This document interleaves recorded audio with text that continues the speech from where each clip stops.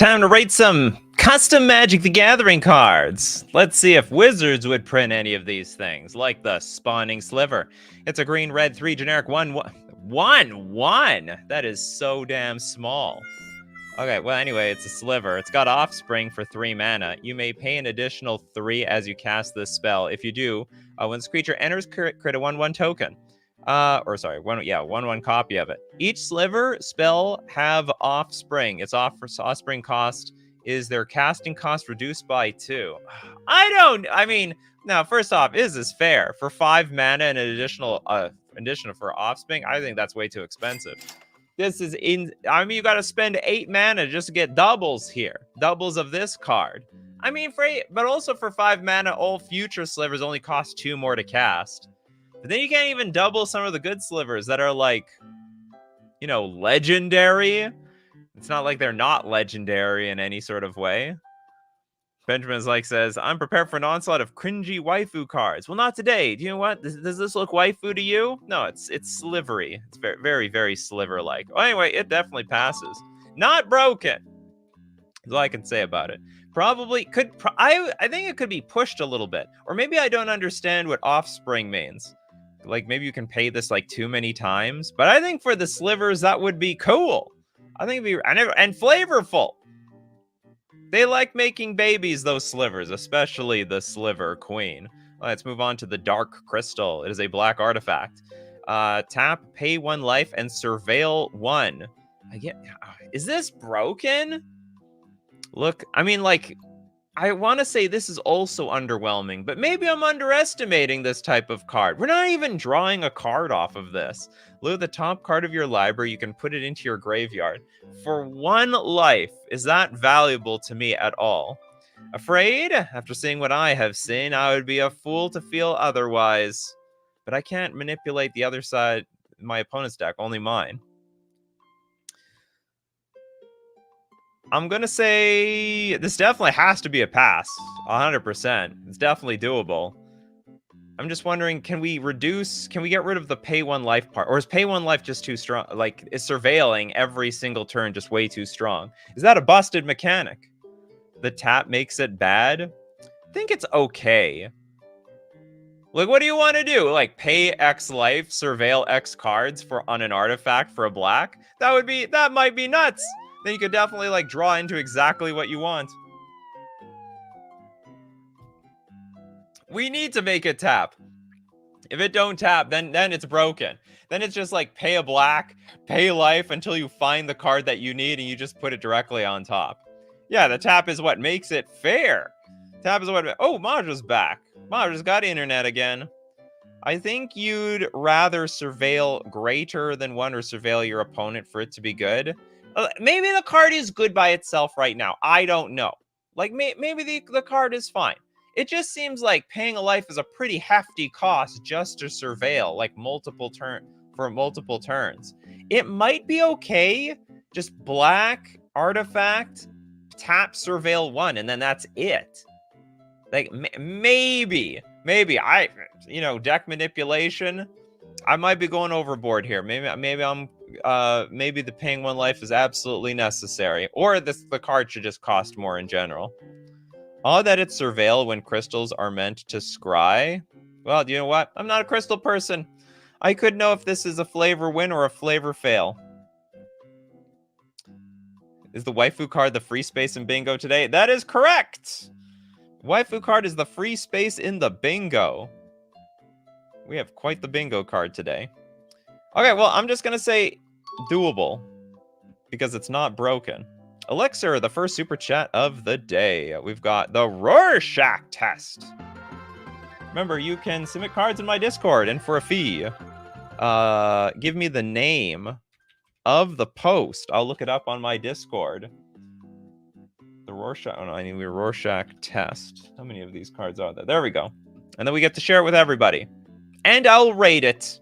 Give it some time to rate. Instructions in the description. Okay, for a black and a white, this is an instant. Choose 1. Create a 2/1 white and black Inkling creature token with flying. There's Inkling tokens, right? That's a real creature type, right? Inkling? I'm pretty sure that's a real creature type. So anyway, it's a huge flavor win right there. You gain hexproof until end of turn, and also target creature gains fear until end of turn. That creature can't be blocked except by artifact creatures and or black creatures. Yes. What do you see in this Rorschach test? It is something that you fear. Is there like a flavor win?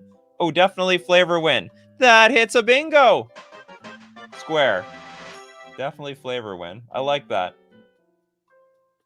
The Rorschach test can bring out the what's it called? The Inkling tokens. I remember another card creating Inkling. Yeah, me too. Maybe it's only one card. Yeah, huge flavor banger. I see a pelvis bone. That's a good question. What do you see? I see a moth, which is sort of sad because most people say, oh, I see a moth, a bird, a bat, a pigeon. Sorry, I see a moth. That's the only thing I see. Steve Cooper sees pelvises. Because you know what? Raccoons, after they've eaten... I don't know. Actually, I don't... Do raccoons... I think raccoons eat garbage. They don't eat the flesh off of another animal's bones. Not that I know of. They like the scraps. They also prefer the food was already, like, cooked and then thrown away. I see 2 pigs puking. I can sort of see that. There's, like, a head, and here's the ears. And I guess they're throwing up on the ground, and this is like a side angle. Sort of. I see a sideways... Sorry, I see a sideways doggo. Yeah, we both see... I see a bat. Yeah, we see the birds. Well, I think all the Rorschach tests look like birds or whatever. 2 witches with big hats. Anyway, okay, this is a cool card. I didn't even evaluate it on its power level. So for 2 mana, we can put a 2/1 flying creature in play. That's really strong, to be honest. You can gain X-proof until end of turn. That's like a counter spell. Target creature gains fear. I think this is a cool card. I think it's an absolute banger. Very, very imaginative as well. All right, back to the freebie section. We go to the Corruptor of Faith. We got a white 4 generic 5/5 Eldrazi Angel. Show me God or show me Eldrazi. It's got Devoid and flying lifelink and first strike. Why would the Eldrazi have first strike? Whenever you gain life, up to 1 target creature gets -X until end of turn, where X is the amount of life you gained. Oh God, we're returning life gain evil. This is crazy. Now, it's interesting. So basically, if you attack and you deal damage, it's like a perpetual flame tongue Kavu. Now, it's accurately costed at 7 mana. It's a lot of mana. In fact, I might even make it more white. She must take forever to get ready with all those bangles. What's the bangle? You mean these loops? I don't know what a bangle is. Kyle said, I never got why you still use the Reddit instead of using the Discord for the freebie section too. Because Reddit is voted on. So the first half of the show, or up until the advertisements, we get to see basically the most popular of cards. Whereas the I do use the freebie section in Discord for extra donations. But there's anyway, these are community voted on premium custom Magic the Gathering cards. That's why I like to front load the show with them. I think it's fine. I'll tell you one thing that's really good. I really like the idea of making life gain dangerous. It's not something that we have a whole lot of these days. With the exception of, like, I know there's a few cards that, like, if you gain life, your opponent loses that much life. But anyway, I think it's another unique angle where you gain life and you actually turn it into removal to, like, blow up your opponent's stuff. We could have a weekly voting for Discord. No, you just donate more. I know, that would favor you now, wouldn't it, Pedgeman?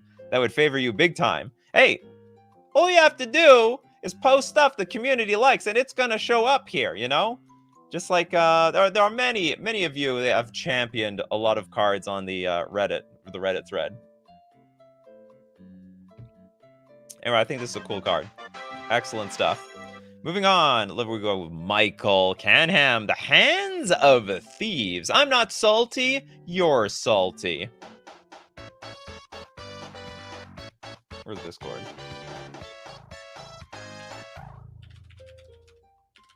And remember, we will do singular card super chats until after the sponsored segment, which we will then look at the series cards.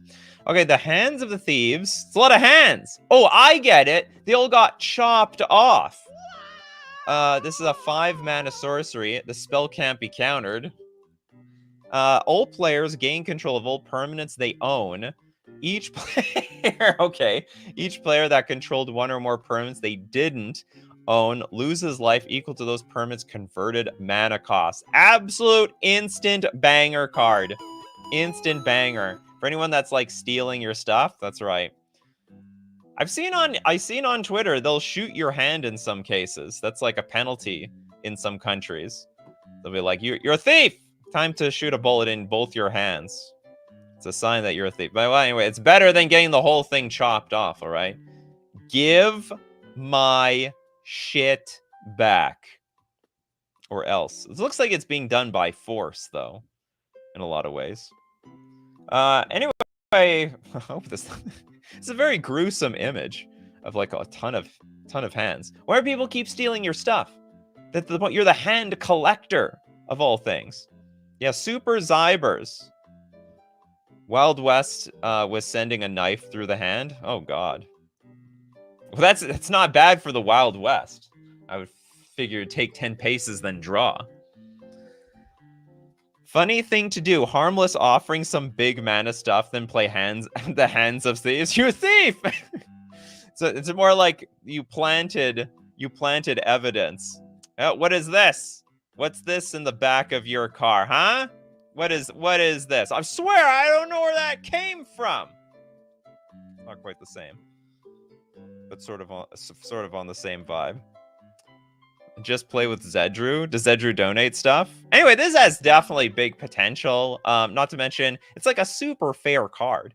The only thing it does is take your stuff back.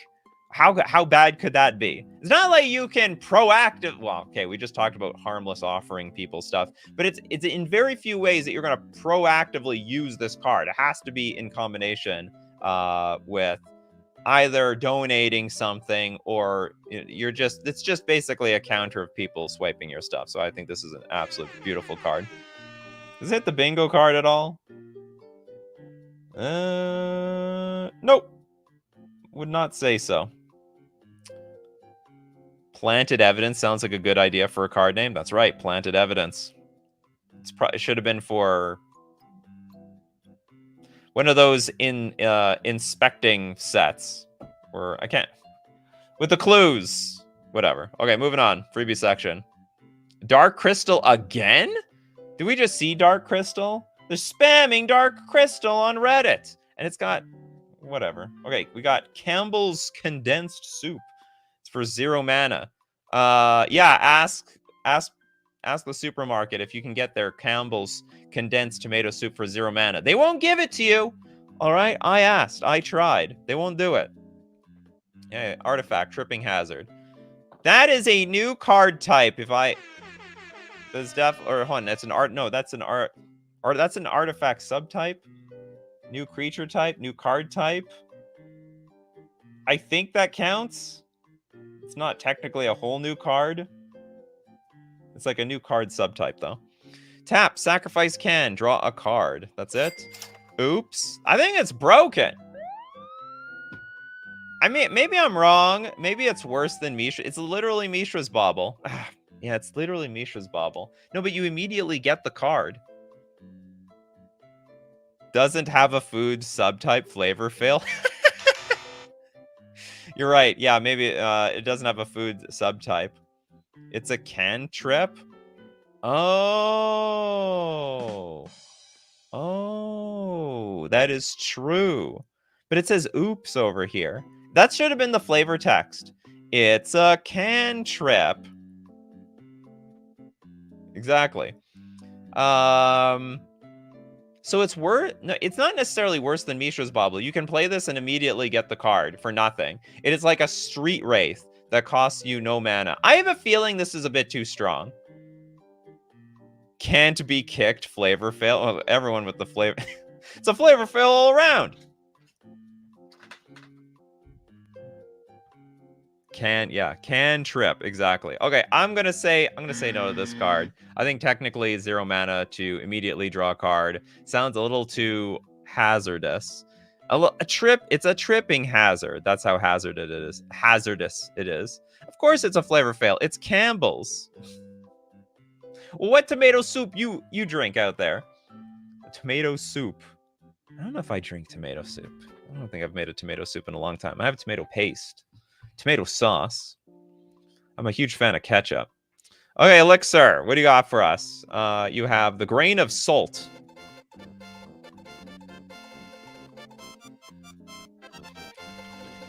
We went from a can of soup. A lot of food on this channel today. Instant. Splice onto multicolor for a colorless. The spell can't be countered. Oh, I see. So you splice onto any spell to make it uncounterable, but you splice it. It's so cheap though. As you cast a multicolor spell, you may reveal this card from your hand and pay a colorless. If you do, add this effect to that spell. Interesting. And you could perpetually do this for forever. I wonder if one colorless is enough. Is one colorless enough? So there's two costs to this. It's the cost of to splice this onto a card, but the second cost is just having the card in your hand being, I mean, it's a dud. It does nothing. If you're empty-handed, you draw the grain of salt. I mean, you're just going to be big sad face, in my opinion.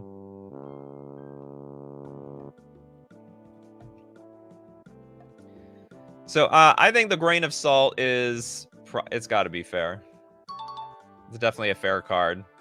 Probably will piss off the counterspell player. Even then, they have some interaction. They could, like, I don't know, Vendilion click the stupid card out of your hand, put the grain of salt on the grain of the bottom of your deck.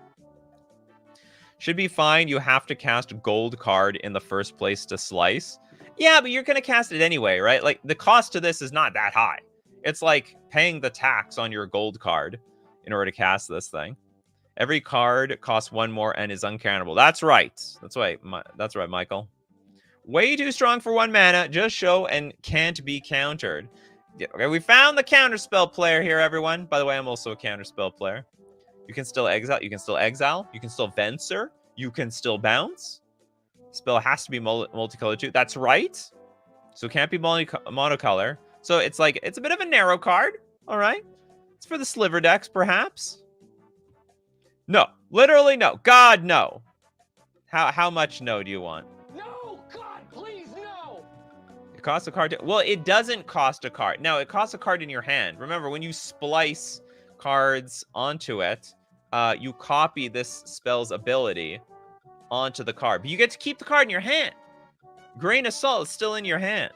You can perpetually use this for every single spell that you play. Cascade into this. Ooh, not bad. But like, what? You want to make your Cascade spell uncounterable? It seems somewhat pointless. In what world would this not be abused and put into virtually every deck? Well, okay, no, the thing, like, is this going to hate on the burn player? Is this going to hate on the life gain player, the land destruction player? No, it just hates on counter spells. And look, I'm a counterspell person. There's enough hate out there as it is. It doesn't feel like counterspells counter anything. You look at the creature lands. You look at instant speed spells. You're looking at, like, cards like Veil of Summer. It doesn't feel like I can counter anything. You look at Supreme Verdict. It doesn't feel like I can counter anything at all these days anyway. So Grain of Salt gets a pass from me. All right, next up. We got the Sliver Hatchling. What is it? Sliver Season? 0 mana 1/1 Sliver. It's Memnite in Sliver form. This is literally just a copy of Memnite. Slivers are ready to start serving the hive as soon as they emerge from their egg. Now, that being said, this is not an artifact. It is a creature. It is a sliver. Maybe it will... I don't know. Do Morophon decks want this card? Any Morophon players out there looking to play this damn thing?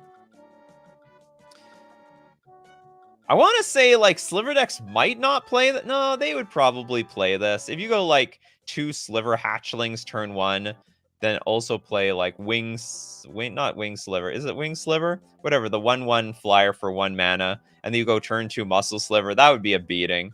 Now, for Commander, Probably you don't play it. Maybe you do. Maybe there's some combo between sacrificing and then reanimating and then replaying this for nothing. So I think probably it's fine.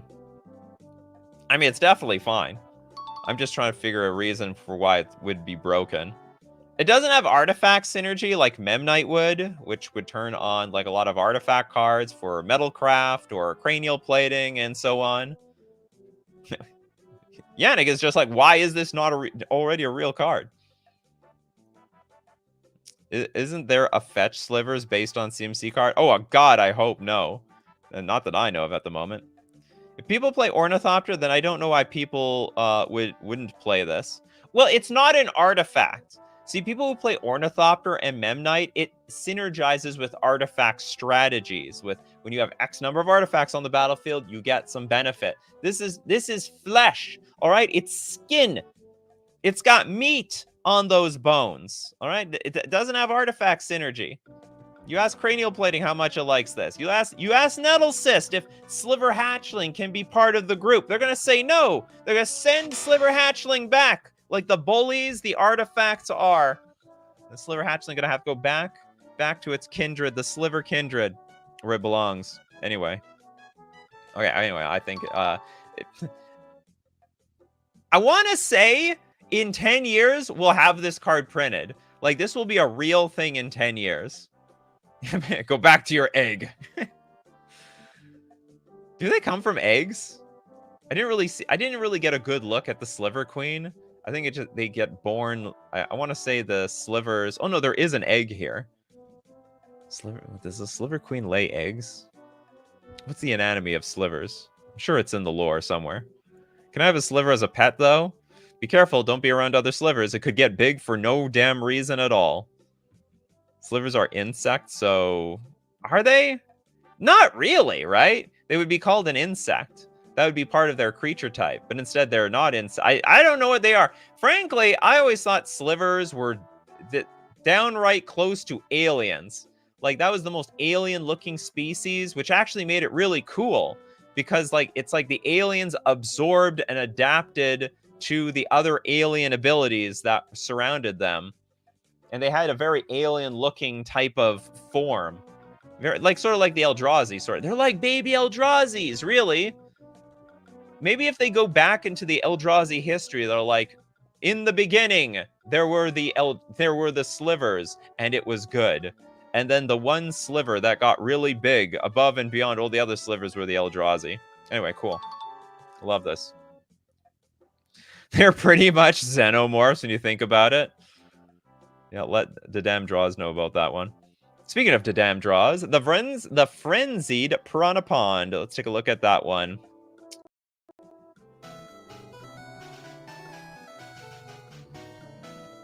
Piranha Pond.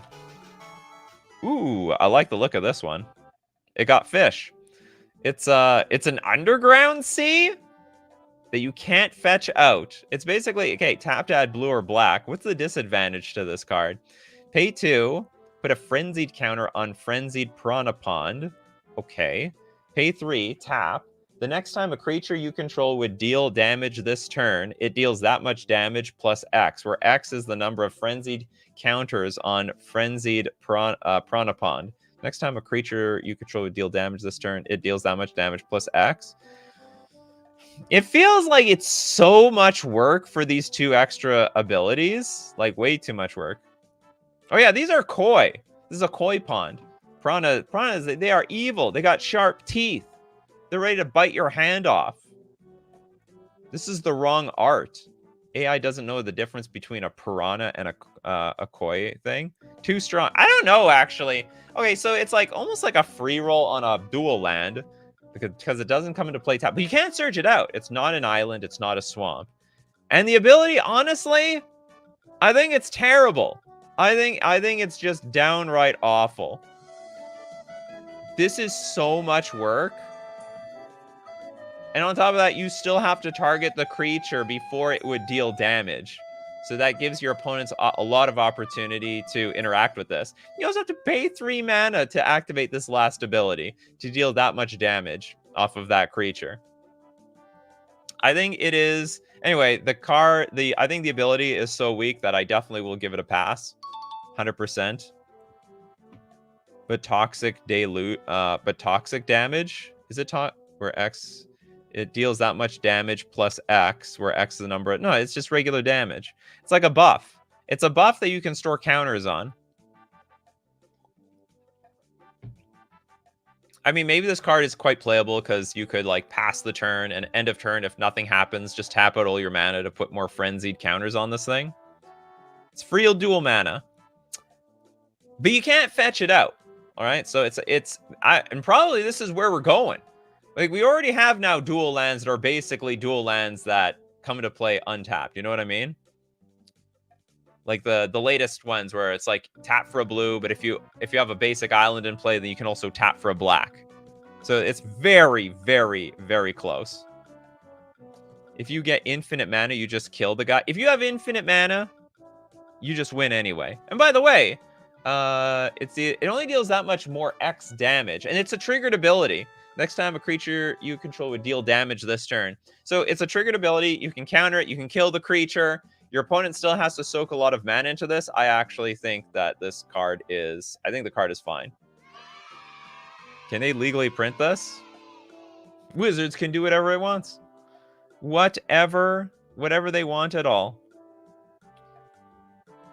I mean, if they block 3 creatures with Toxic, but the last one hits, this card can make a 3/3 deal 10 damage. I mean, in theory. In theory. Remember, it still needs the frenzy counters on it. You could blow this thing up. Blood Moon, Wasteland. I think the interaction, honestly, is very, very high.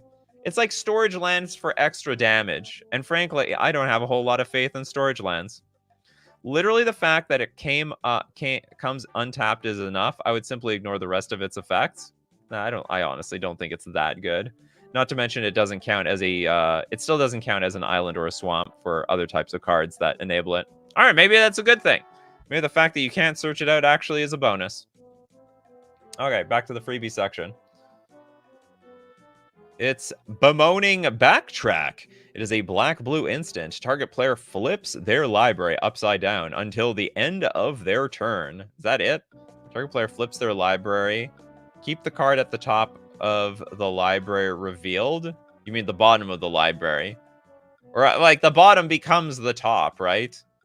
Basically. This is a cute art. Look at this art. You got a little kitty over here. You got a little kitty over here.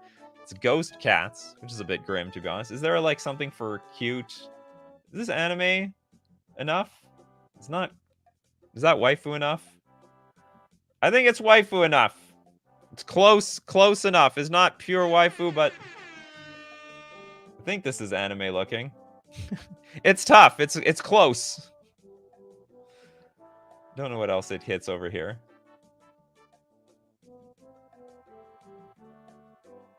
Thanks, you've slightly inconvenienced... Yeah, I know.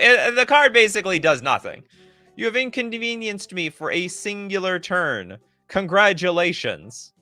Zybers. I think this... It would make it more interesting if it was an enchantment and it was permanent, for as long as the enchantment's in play, and then everyone can see the top card revealed. It's always such a tremendous pain searching for the fault in one's own craft. Anyway, it's instant. I honestly think this card is so weak that it passes. I have no idea what it would do. This was an AI card. Something flip target library. Well, it's definitely AI-like. I'm not gonna say it isn't. Surefire Selves. Izar, who lights the way.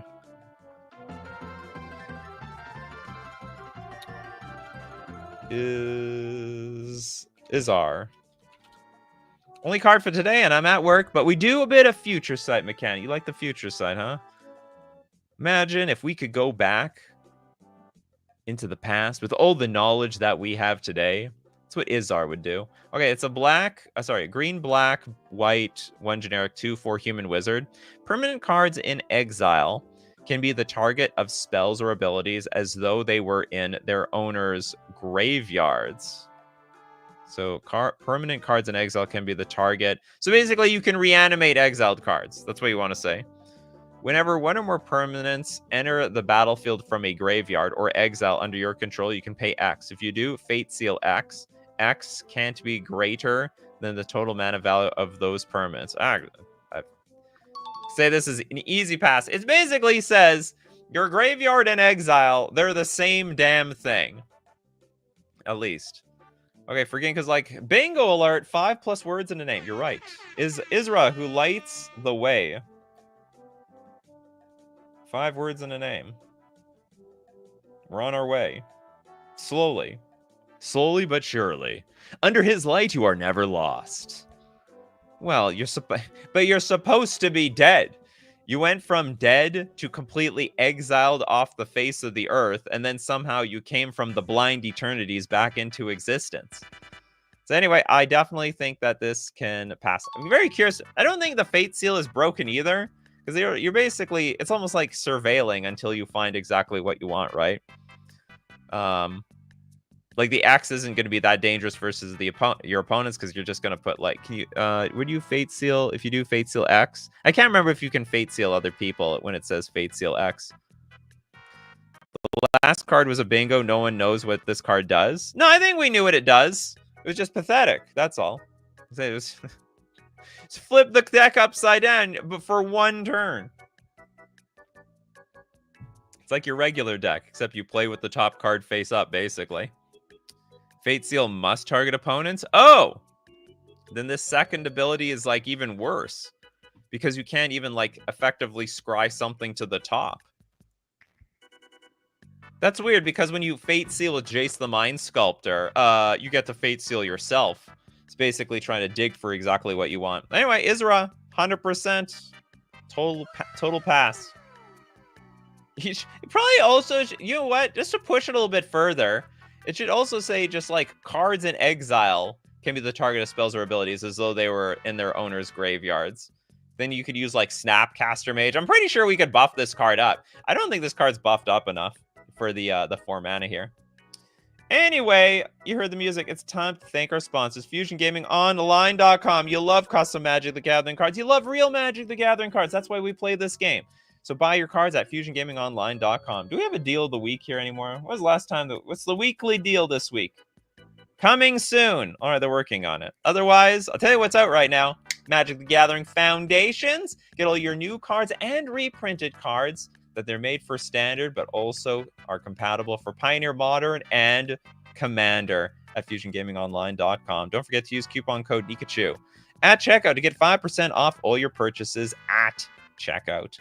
We're also going to thank Mana Traders, the premier place for renting Magic cards online. Your ability to play any deck, any format, anytime that you want on Magic Online. You ever feel you always want to play like this deck, that deck. You want to have 10 decks at once. Well, when you're renting cards online, you can do that with Mana Traders. You can support the channel using my Mana Traders link in the description below, or use coupon code Nikachu_4VU to get 40% cash back on your 3rd month of subscription. All right, I'm now back to rating some Magic cards. Okay, we'll look at one more from the freebie section. The bemoaning backtrack. I don't even know what that's supposed to mean. Okay, we got Ed Lovable Oaf. This character on the left looks very familiar. I don't know what this cartoon is. Must have been beyond my time. It's Naya for a 2/1 human, a legendary human at that. Ed enters with 2+1/+1 counters for each creature you control with Ed Boy. Now, whenever Ed deals combat damage to a player, create that many 1/1 white bird creature tokens named Chicken. What the hell? Ed Boy. That's a mechanic too? You can have 3 commanders if they each have Ed Boy. I think that's a new mechanic. Is that a new mechanic? Is that a new thing? New intuitive mechanic. Ed Boy. It's pretty easy to remember that. You can have 3 commanders if each if they each have Ed Boy. Is there like several Eds out there or something? Ed, and Eddie. Oh, there must be from a series of cards. That's Ed from a bunch of other Eds. Ed, and Eddie. Okay, yeah. Apparently it's some sort of inside joke that I'm not super familiar with. MTG has many doors, Ed boy. Life has many doors, Ed boy. What is going on here? What's this cartoon? Did you cross off the 5 namespace? Yep. Pretty sure we had to cross off the 5 namespace. Yep. 5 plus words a name. No, it's a TV show. Is that the TV show? Life has many doors, Ed boy. What kind of stupid name is that for a cartoon show? Prime 2000s Cartoon Network. Well, I was around at that time. I don't remember this on Cartoon Network. Not that I remember.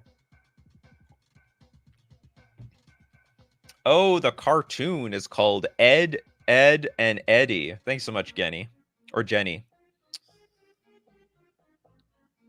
No, I missed it. It was beyond my time. I guess at that point, I was around like 15-ish years old. But I was still watching cartoons when I was a kid. Or a teenager. I had no shame. I didn't feel any shame still watching cartoons. Yeah, they tried to bully you in high school. It meant nothing to me. It was the show's title, and that's a line from the show. Probably blocked it from your memory, like so much childhood trauma. I don't think I saw any cartoons that were traumatic. Anyway, I don't remember. I just didn't watch this show. All right, I watched a lot of Reboot, although I don't think I watched a lot of Reboot when I was like a teenager. Okay, doable. I don't see anything completely broken about this card.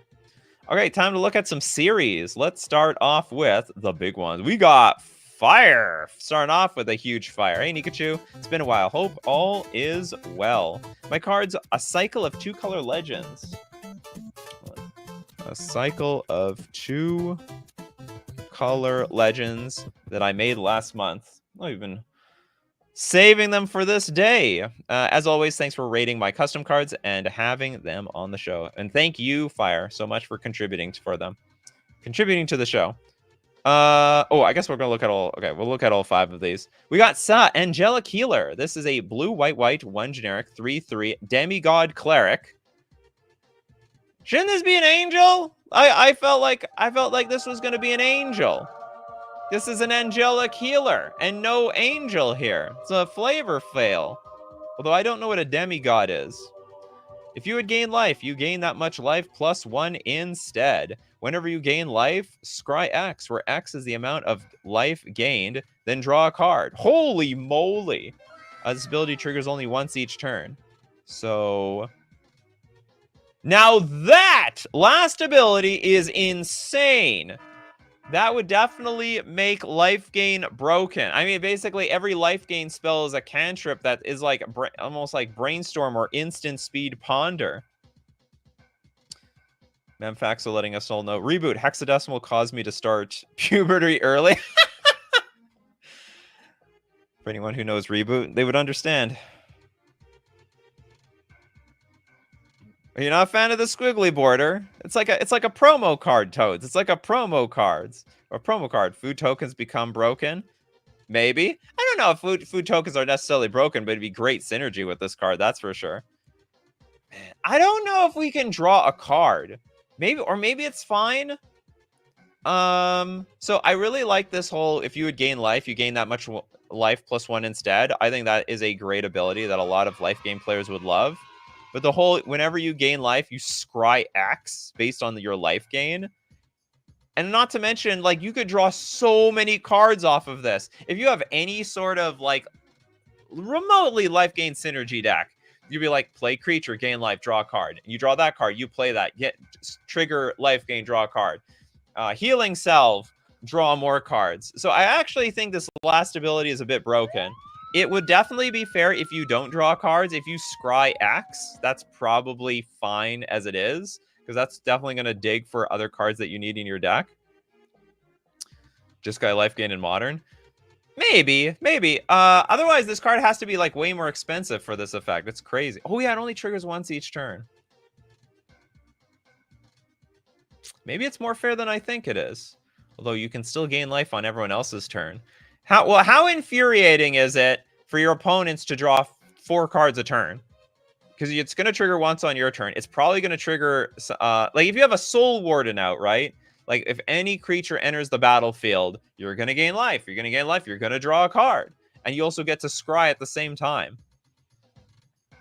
I think you have to limit it to like once per rotation. Like you can only do it once, and you have to do it only once on your turn. It's like whenever you gain life on your turn, scry X. Where X is the amount of life gained. Because otherwise, I actually think I think this ability is insane. I think it's absolutely bonkers. Even though this card itself does not gain life by itself. You think it's fair? So I would not underestimate the life gain synergy with this card. Ring is still way better? Probably not. The ring just like this card digs for exactly what you want and will never make you lose life. You gain life off of this card. Make it cost 2 more. I think you can only draw a card on your turn. That's what I would say. That's my improvement for this card. I've improved a card, in my opinion. Making it not broken. Okay, next up. We got the Ciotio Swift Foot. It's a black, blue, 1 generic 5/1 human rogue. At the beginning of your upkeep, surveil 1. Look at the top card of your library. You may put it into your graveyard. A lot of surveil cards today. Surveil mechanic. It's in. It's hot. It's hot, baby. Surveil is the new card. Surveil is the new card draw.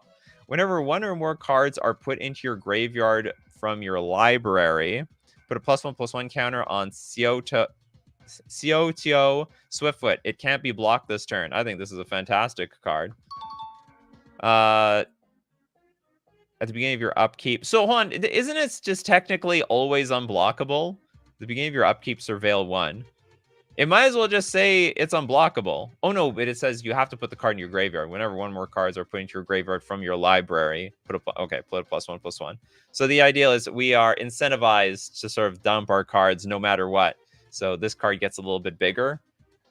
I wonder if it's a little bit too big at a 5/1. Maybe not. Maybe it's fine. Like, it's definitely killable. But it's very, very big. Very, very big. Goes bonkers with Mesmeric Orb. The value of Mesmeric Orb gonna go up. All right? Buy up your Mesmeric Orbs. Unless you want to keep the card. Yeah, that's the dilemma. Dies to everything? It does not die to everything. I would like to see Doomblade try to kill this thing. Does Doomblade kill a black creature? I would think not. All right, cool. It's a very, very cool card. Okay, we're going to look at one more. We got Nikachu Rat Cursed, a red, black, 1 generic 4/2 human rat warlock. Each non-land card you own has madness. Its madness cost is equal to its mana cost reduced by 1. Okay. Whenever 1 or more rats you control deal combat damage to a player, you may discard a card. If you do, draw a card. So, yeah, it's 1 or more. So no matter how many rats you send to their death or how many deal damage, you're only going to get 1 trigger. I think this is a really cool card. This definitely works out. Tons of people, they love madness. They love discard. They love value. People love to loot, but they don't like losing the card that they loot. Now we got Nikachu, the Rat Cursed. It's definitely going to save us. Okay, I'm just going to write down a cycle of 2 color. We're gonna look at your last 2 a little bit later. We're gonna share the time with some other users, like 4 Paths of Life, the Paradox World, Part 5. Some assistance would be nice. Okay, Paradox World, Part 5. How much assistance do you need?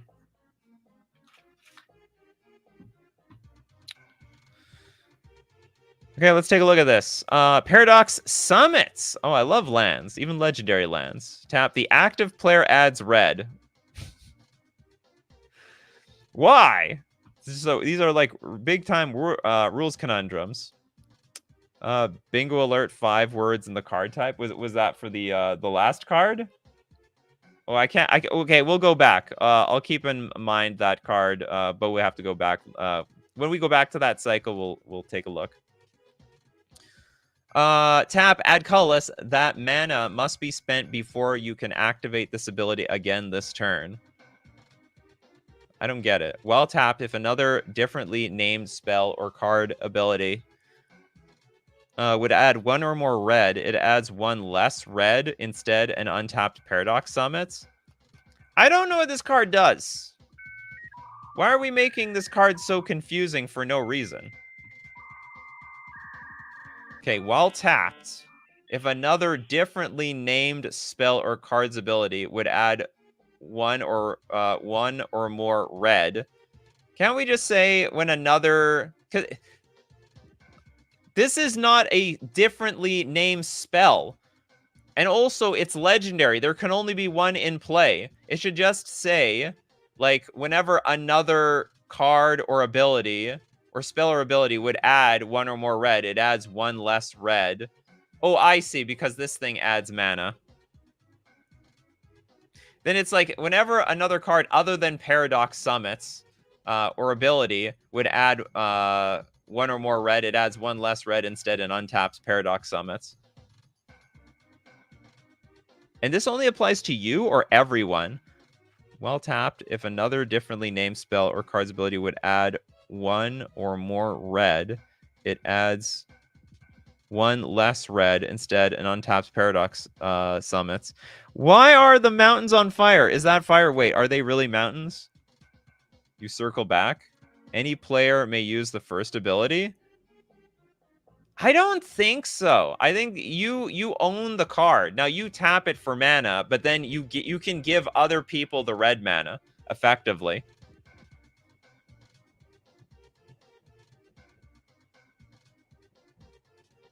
Yeah, I don't know what to I don't really know what to say about this card. I don't know what it does. Like, I understand it's probably like a paradox. Is meant to mess with my brain. You circle back? What do you mean by that? While tapped, if a differently named spell or card's ability would add 1 or more red, it adds 1 less red instead and untaps Paradox Summits. The active player adds red. Add colorless. That mana must be spent before you can activate this ability again this turn. Okay, tap it, play Desperate Ritual, and untap it. Yeah, but you're just getting like 3 red mana again, right? You lost 1 red to untap this thing. I guess that... Well, anyway, I don't know how you break this card. There's a beautiful discussion. I don't know how to add to this card. Bonkers. You make mountains useless on turn 1. If another differently named spell or card's ability would add 1 or more red, it adds 1 less red instead and untaps Paradox Summits. Oh, yeah, you're right. So does this... And it does that to everybody. So, it looks like you steal opponent's red mana once per round unless you spend the colorless on instance. If a differently named spell or card's ability would add 1 or more red, it adds 1 less red instead and untaps. That sounds terrible. So basically, it just ruins mountains. Why are the mountains on fire? Is that fire? Maybe this is what it is. Maybe... Mountain is another card. Mountain is another card. Okay, so I guess we have to like disqualify this card. I don't know how you fix this. Like here's the problem. I don't know what is the intention behind this. Like what's the point? I know everybody they've got an idea. You know, either it's a combo, it's a synergy, you want to put in a certain deck, you're trying to evoke a certain type of game plan. I don't know what we're doing with Paradox Summits, except like basically blowing up all mountains on the battlefield. It eats the opponent's red mana to untap itself. Yeah, but you get the mana. This can never happen in game. It should say non-basic land. Yeah, it should say... Well, no, it can't even do that. Like, I guess this last ability is just, like, broken. And just not... It's unplayable. It's a hoser to, like, red mana, period. In a form of a land. Okay, Wild Verdantkin. It is a 3-mana 1/1 Paradox Shapeshifter. It's a changeling. Whenever Wild Verdantkin blocks or is being blocked by a creature... Place a Gene Spore counter on that creature. So we're sporing the creatures. The counter is removed during the end step. When you do, the creature becomes a copy of Wild Verdant except with both creatures' abilities.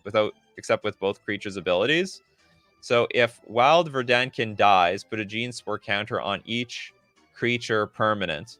Well, what's the point of this So you just kill this thing, and then everything gets a Gene Spore counter. Like, what's the point of that? And it's and this one would be permanent, right? This oh no, no. I think the Gene Spore counter gets removed at end of turn anyway. I would say this is a really super cool card right here, and then you just get rid of this last sentence. Maybe it's fine anyway. Like, what is the the only problem? There's no problem with this card. I guess the idea is you want to turn everything into a shapeshifter with Changeling, because that's basically what it is. Every creature is going to become a copy of everything. Bingo alert! Some combination of discussion the rules and/or no one knows what this card does. Oh, I love that. Yeah, that last one, I had no idea what that card did. We definitely discussed the rules, and nobody knew what the hell. This card is so confusing. It is called the Paradox Summits, after all, though. Okay, this card, I know exactly what it does. It's going to turn every single creature into a Changeling. Whether that's going to be a good or a bad thing, I don't know. I'd have to see how the game plays out. The Damn Draw says this is sort of like that ooze that makes other things into it. Nah, I think you're talking about the spirit. There's like a green 1/3 spirit that when it blocks, the blocked creature becomes a copy of that spirit. This is it's a very similar vein, which I think is actually quite fine. Okay, we got Pyrrhic Covenant. It is a red 5 generic sorcery with assist. Another player may pay up to 5 of this card's mana cost. Please help me. Choose 1. If a player assists casting this spell, that player also chooses 1. They select the targets. Target opponent of the choosing player sacrifices a creature of each type that opponent controls, or destroy X target non-land permanents, where X is the amount of mana spent by the choosing player to cast this turn. Target opponent of the choosing player sacks a creature of each type opponent controls. Okay, choose 1. If a player assisted, that player also chooses 1. Target opponent of the I don't know why you have to. I think. Okay, this got a little wordy for me. I think it should just say target opponent sacrifices a creature of each type that opponent controls, because it is already acknowledged that if a player assists casting the spell, that player also chooses 1. So I don't know why target opponent of the choosing player needs to sack the thing. Okay, and then we also have destroy X target non-land permanents, where X is the amount of mana spent by the choosing player to cast this spell. I just don't know why we have to have choosing player there. Either way, I think this is a totally fine card. Oh yeah, Permeate Mass. I was thinking about that's the card. Okay, this card is legal. I also think it is very... I think this is the first time I've ever seen a custom card use assist. And I think it's being used in a very unique way. If someone helps bake the bread, they should be allowed to eat the bread too. That's how assist should work around here. Yeah, 6 mana, destroy 6 permanents. Pretty strong. And non-land permanents, right? X non-land permanents. I'll help pay the cost, then make you sack your own creatures. I guess so. Well, I mean, probably that's not happening. How do you... I guess they have to agree to pay for the assist. It'd be easier to gift a choice. Yeah, something like that. Anyway, very creative idea. Okay, let's move on. We'll take a look at your last 2 cards later. We're going to move to Michael Canham with the Demonic Bleeding series. Bleeding, you say? Not a real series, just experimenting with some black life spending mechanics.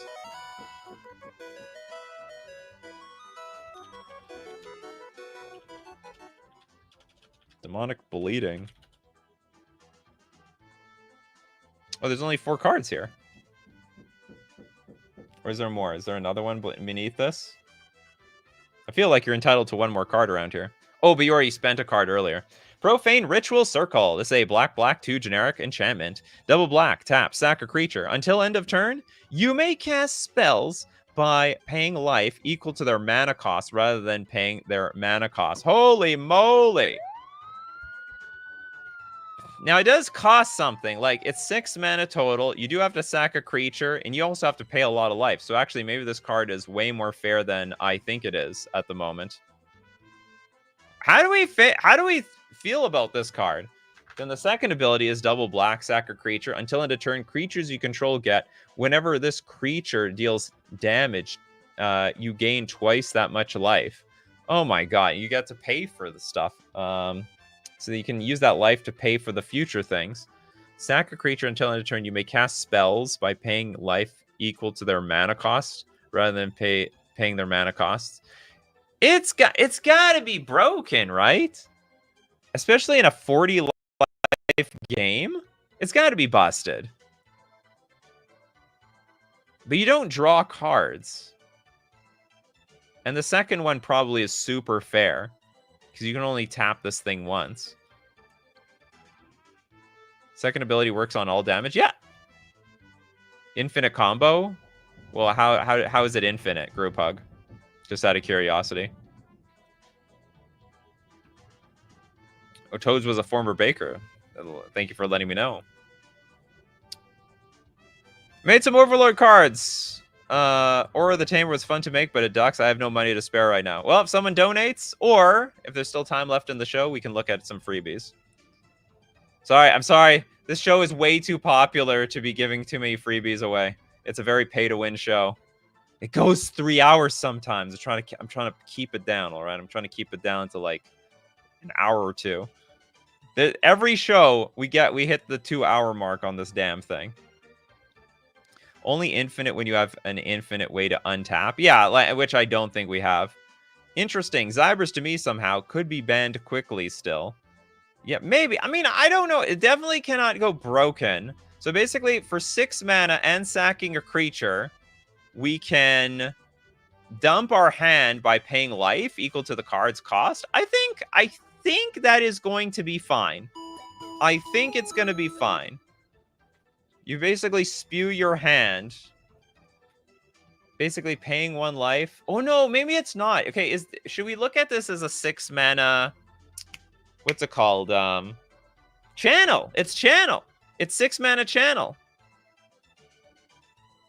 Is 6 mana channel fair? That's a very good question. It costs 6. It costs 6, a creature in life. It might be all right. Maybe. Look, we're not channeling to cast, like, 8 drops around here. We're going to channel to cast, like, 15 drops. And actually, frankly, we're probably going to channel to cast, like, 30 power worth of stuff. Okay, so I'm undecided. I have no idea. This card could be, like, really fine, or it could be completely busted. I'm gonna... You know what? Okay, this is what would make it fair. Until end of turn, you may cast a spell by paying life equal to its mana cost rather than paying its mana cost. If you are limited to 1 card, basically you sacked a creature so that you can put 1 more big thing in play, that'd be fine. But to spew your entire hand, like if you have any card draw or life gain somehow attached, the card is just going to go wild. So I'm just saying this is the only way to make it fair. Okay, Devil's Due, red, black enchantment with hexproof. Commutative upkeep of 1 life. What was another card that was commutative upkeep of 1 life? I don't remember. At the beginning of your first main phase, you may put a demon or devil creature from your hand onto the battlefield. If you don't, create 3 treasure tokens instead. So at the beginning of your first main phase. So it's just 4 mana show and tell. More or less. Put it onto the... I don't think commutative upkeep... Wow! This card is broken. It's 4 mana, like, cheat a creature in play. The commutative upkeep is meaningless, by the way. 1 life. Okay, next turn. So, on your first turn, you put, like, some Grizzlebrand-like creature in play. Next turn, you pay a singular life for that cost. By the way, no one can blow this up. No one can interact with this thing. By the way, sorry. It's your first main phase. So you had to have had to have played this on your first turn. Okay, so hold on. Let me take that back. Let's backspace. Let me backspace this. We read the second part of cumulative upkeep. Oh, there was a second part. Whenever you, I thought it was just a reminder text. Whenever you play Devil's Dues upkeep cost, pay an additional 1 life for each demon and or devil you control. I don't think that's going to be a big cost. Okay, so you can't put something in play on the first turn that it comes into play. That is not going to happen. You may put because on your first main phase, you've already missed your beginning of the first main phase. I'll tell you what I would do to make it fair. Get rid of the hexproof. What is that? Why does it have hexproof? 4 mana Sorin for demon or devil, but you get Grizzlebrand instead of Vein Ripper. Well, Grizzlebrand is banned in Commander. To be honest, just drop Valgavoth, and he will gain you enough life to pay anyways. So I think that the thing to make this easily fair, drop the hexproof. I think the rest is fine, because you now have to wait until next turn in order to dump a devil or a demon onto the battlefield, or create the 3 treasures if you want. Other than that, I think the idea is there. But this hexproof thing, this is a very don't touch my stuff. You can't get rid of it sort of dealy. Do we have something like that? It's like, yeah, you can't get rid of this card. It's exactly what it is. Hexproof's on there for one reason and one reason only. Don't touch my stuff. I don't want my stuff to get burned to the ground here. Sinister Reflector. 6 mana for a 3/3 Shapeshifter Wizard. It's got Changeling. When Sinister Reflector enters, for each creature you control, you may choose to have that creature deal damage equal to its power to you. What the hell? If you do, create a token that's a copy of that creature, except it isn't legendary and is an illusion in addition to its other types. So, what is this, Fight Club? You may choose to have that creature. So for each creature you control, so enters the battlefield. All right, punch me in the face, and there's 2 versions of you. That's such a weird card. I don't understand the flavor. Do I think it can work? I absolutely think this can work. I think that's pretty funny. This enters the battlefield. If you punch me, I'll take your DNA and I'll make a clone of you.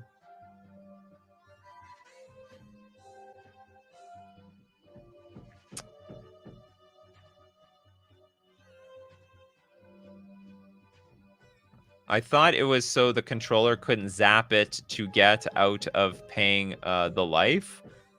Oh, the hexproof. Oh, that's interesting.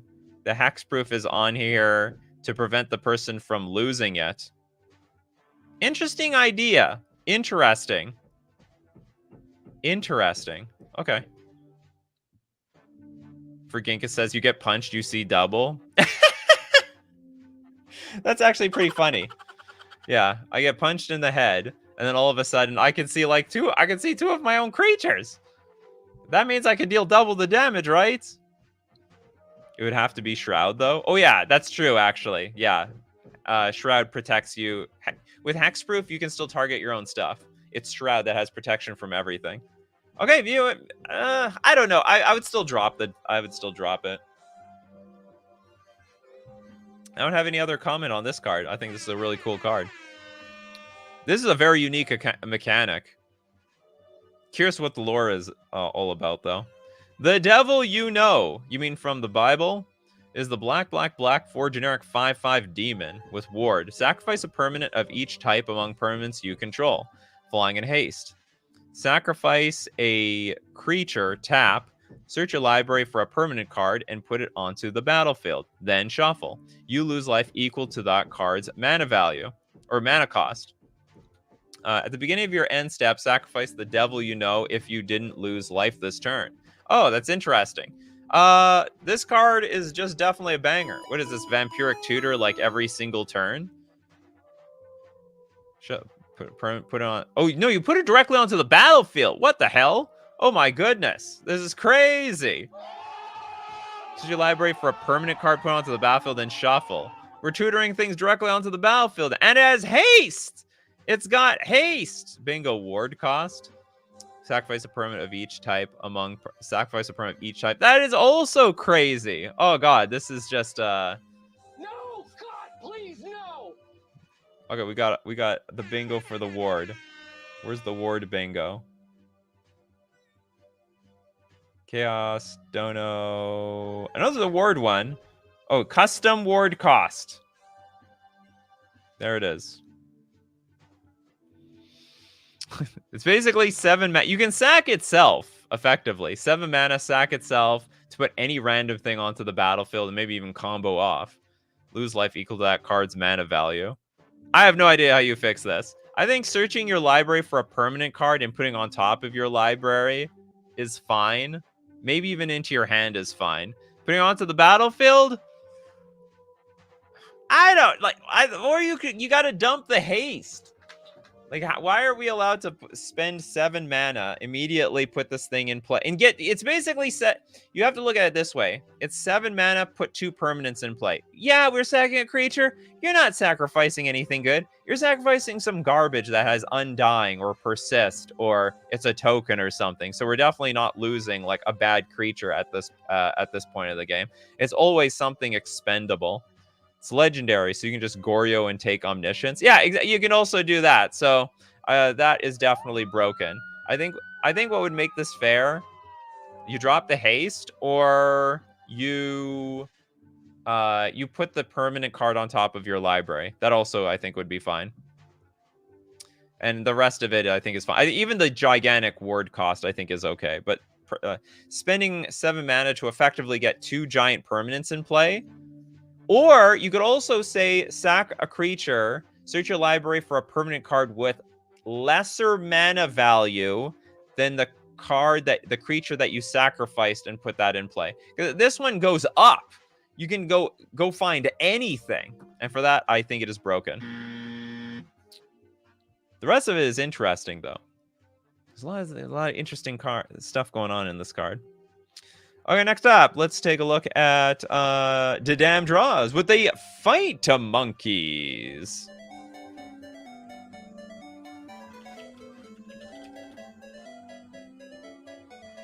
Ooh, ah. They be fighting. We got a tank. Is the baboon big or is the tank small? 4 mana for a 5/4 monkey vehicle. It's got primal 6. When baboon tank attacks, deal 1 damage to each defending creature. When baboon tank is crewed by a legendary monkey or ape, other monkeys and apes gain first strike and training. When this creature attacks with another creature with greater power, put a +1/+1 counter on this creature. Crew 4. It requires a lot of crewing. And of course, I would assume the baboon tank should be equipped crewed by apes and monkeys. Why would humans be crewing the baboon tank? The baboon tank was based off of a movie where a baboon drives a mini tank. Oh, I see. Okay. Was it Planet of the Apes? I've not seen all the Planet of the Apes variations and movies. Just a few of them.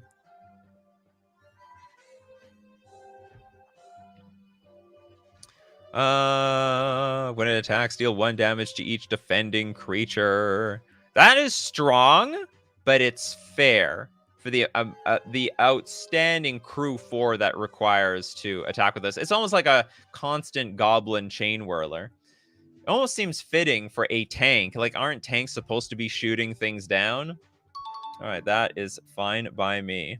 Primal adds the words in brackets. It's like anti-cleave. Oh yeah, I forgot about that.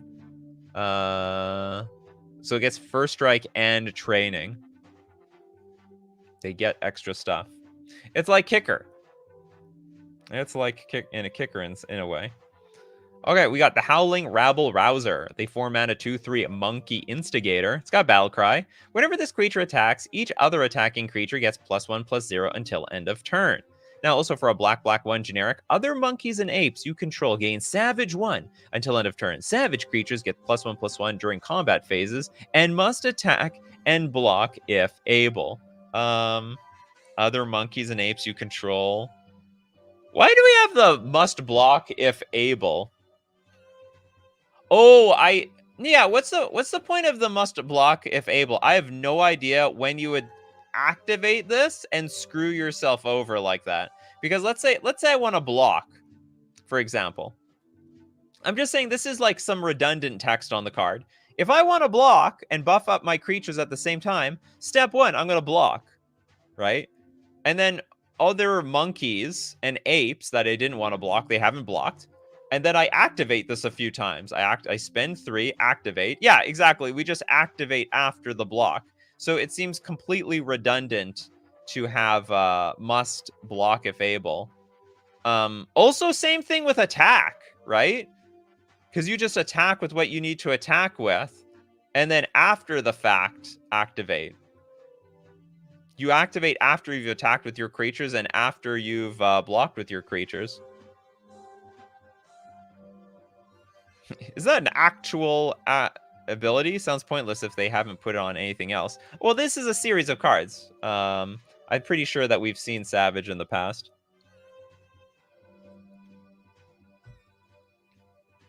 It should be activate anytime you could cast a sorcery. Well, then the blocking thing wouldn't work anyway. Because I can't activate at sorcery speed and be prepared to block. Like, that's not going to work out either. I should make that to activate before combat or something then? Yes. Yeah. If you really want to...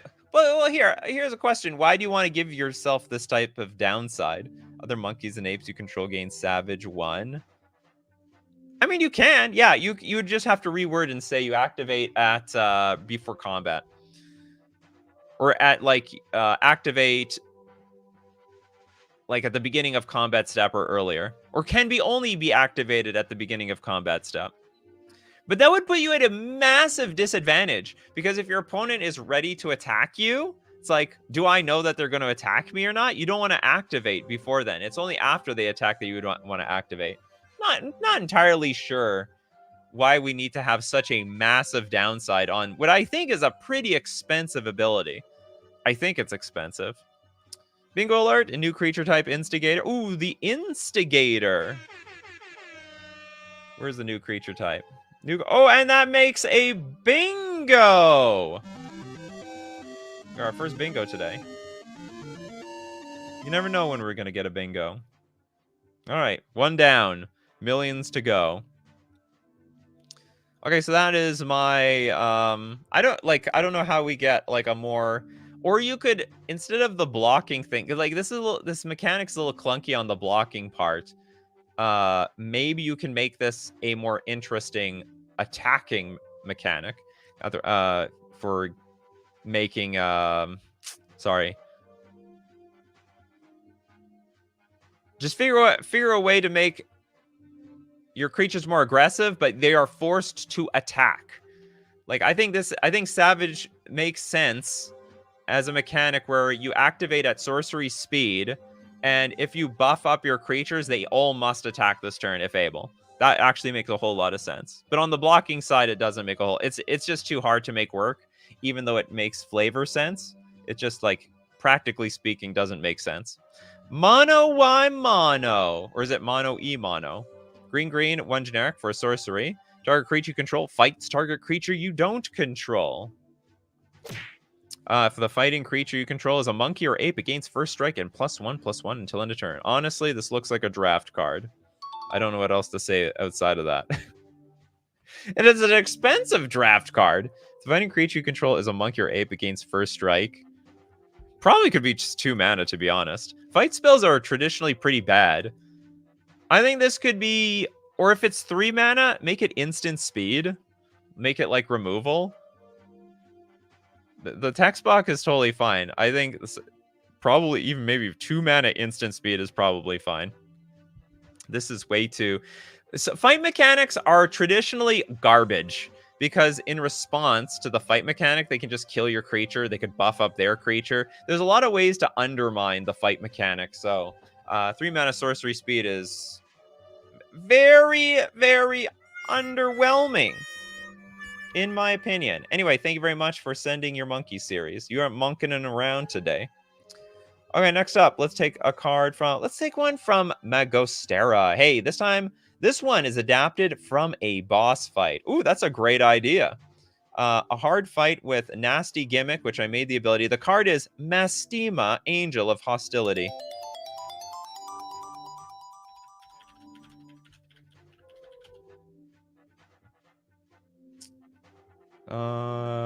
What boss fight, by the way, is this based off of? I may not know the RPG, but just sort of curious.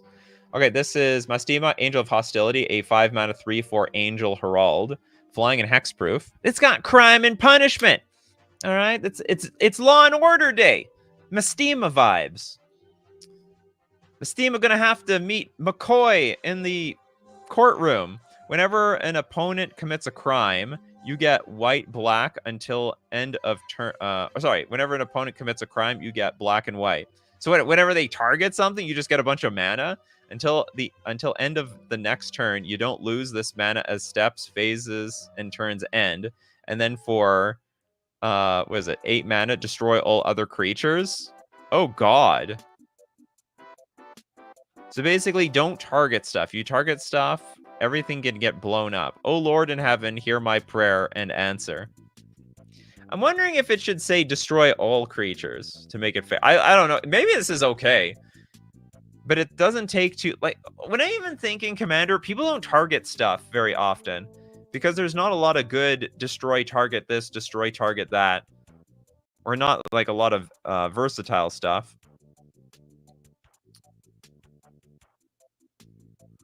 The first strike is pointless since fighting would happen at the same time. Maybe not necessarily. Like, what if... Oh, actually, it would be a little bit weird when that one had sorcery. Well, it's still good in combat if you're talking about that last card.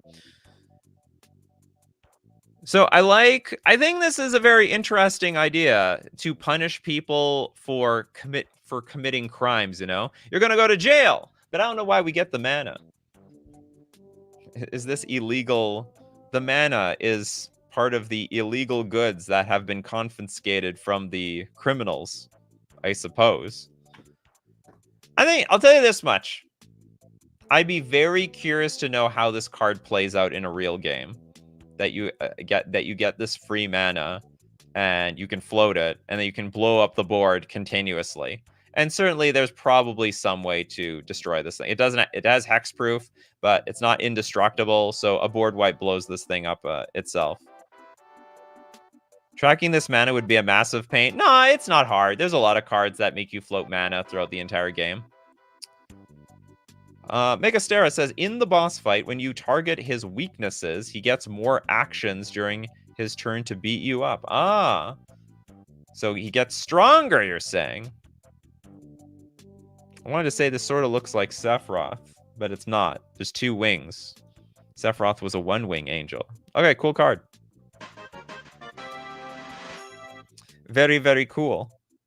If anything, as this card gets hit, it should just get +1/+1 and +1/+1. But I guess there might be some mega huge ability where at some point Mastima just blows everything out of the water. Just destroys everything at once.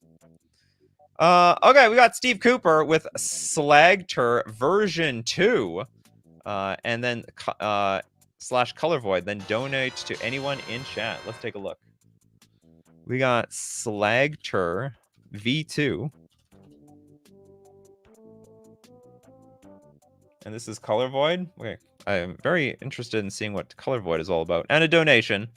Steve Cooper is basically the Santa Claus of this community. Slagter, the Aura Smith. 4 mana for a 4/4 dwarf. That is a legendary enchantment artifact creature. Do we have like a 5+ words in card type? We do! Oops. All right, we got... I have a feeling that was on purpose. That was no accident. Vigilance, Haste, and Ward 1. Whenever an aura with enchant creature enters under your control, it becomes an artifact equipment with equip cost equal to its mana cost reduced by 2. Change all instances of enchanted to equipped and aura to equipment on that card's text box. So what you're saying is you're trying to make auras good. I wouldn't say good again because auras were never good in the first place. You're trying to make auras good period. Yeah, if, it becomes an artifact equipment. I want to say, like, there was a card similar to this last week, or maybe 2 weeks ago. It was, like, incredibly similar. Trying to make auras actually playable. I don't know if it came from Steve Cooper or not, though.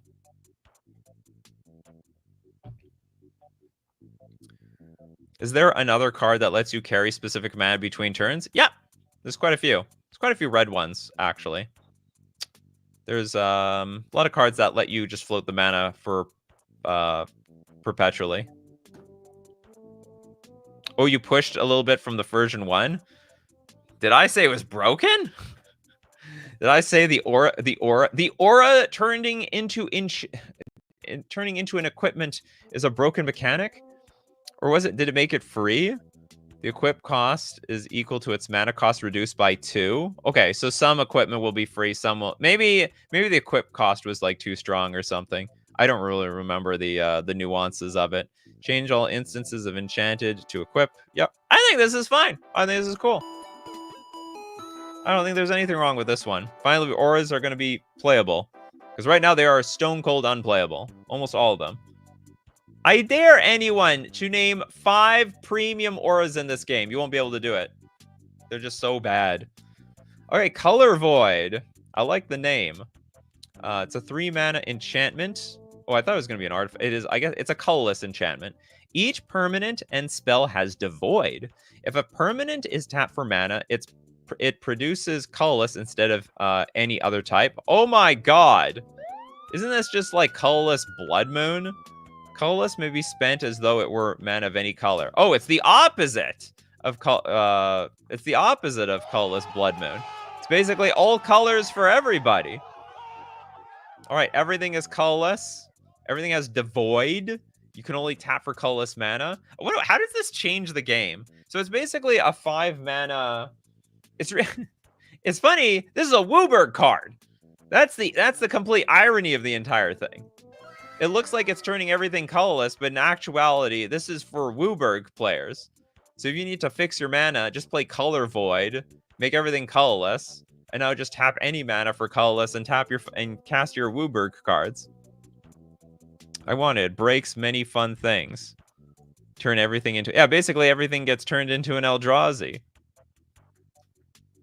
I'm just curious how this changes the game in some ways. Like, you can no longer tap for red or green, so maybe it turns off some mechanics. Like, if you spent red mana to cast this spell, you know, you get these abilities, and that just shuts that off stone cold right there.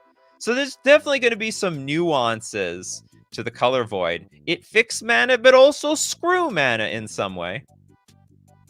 Color hate goes out the window. Oh, some active... Hold on. Colorless may be spent as though it were mana of any color. If a permanent is tapped for mana, it produces colorless instead of other types. Colorless may be spent as though it were mana of any color. Oh, no. Okay, so we can still activate ability. I'm just kidding. Can we still activate abilities off this thing? Shuts down Sunburst? Yeah, I think so. Sunburst is shut down. First line, each permanent and spell has Devoid. That doesn't change anything. Everyone turns colorblind as well. Yeah, I understand. I'm just wondering, let's say permanent... let's say a permanent has the ability, a green 3 generic, for example. A green 3 generic. Can I activate those abilities? It says colorless may be spent as though it were mana of any color. Devoid shuts down non-colorless color hate. I know that's not quite how color blindness works, but it is very punny. I just don't know exactly. I think it's a very interesting design. This is like one of those weird designs Wizards would come out once every 10 years. Really make you think. Devoid make all cards colorless, so no color hoser works. No, I understand that part. I'm just curious how, can I activate abilities off this, or does this shut off all abilities that have a color, has colored mana in their activated ability?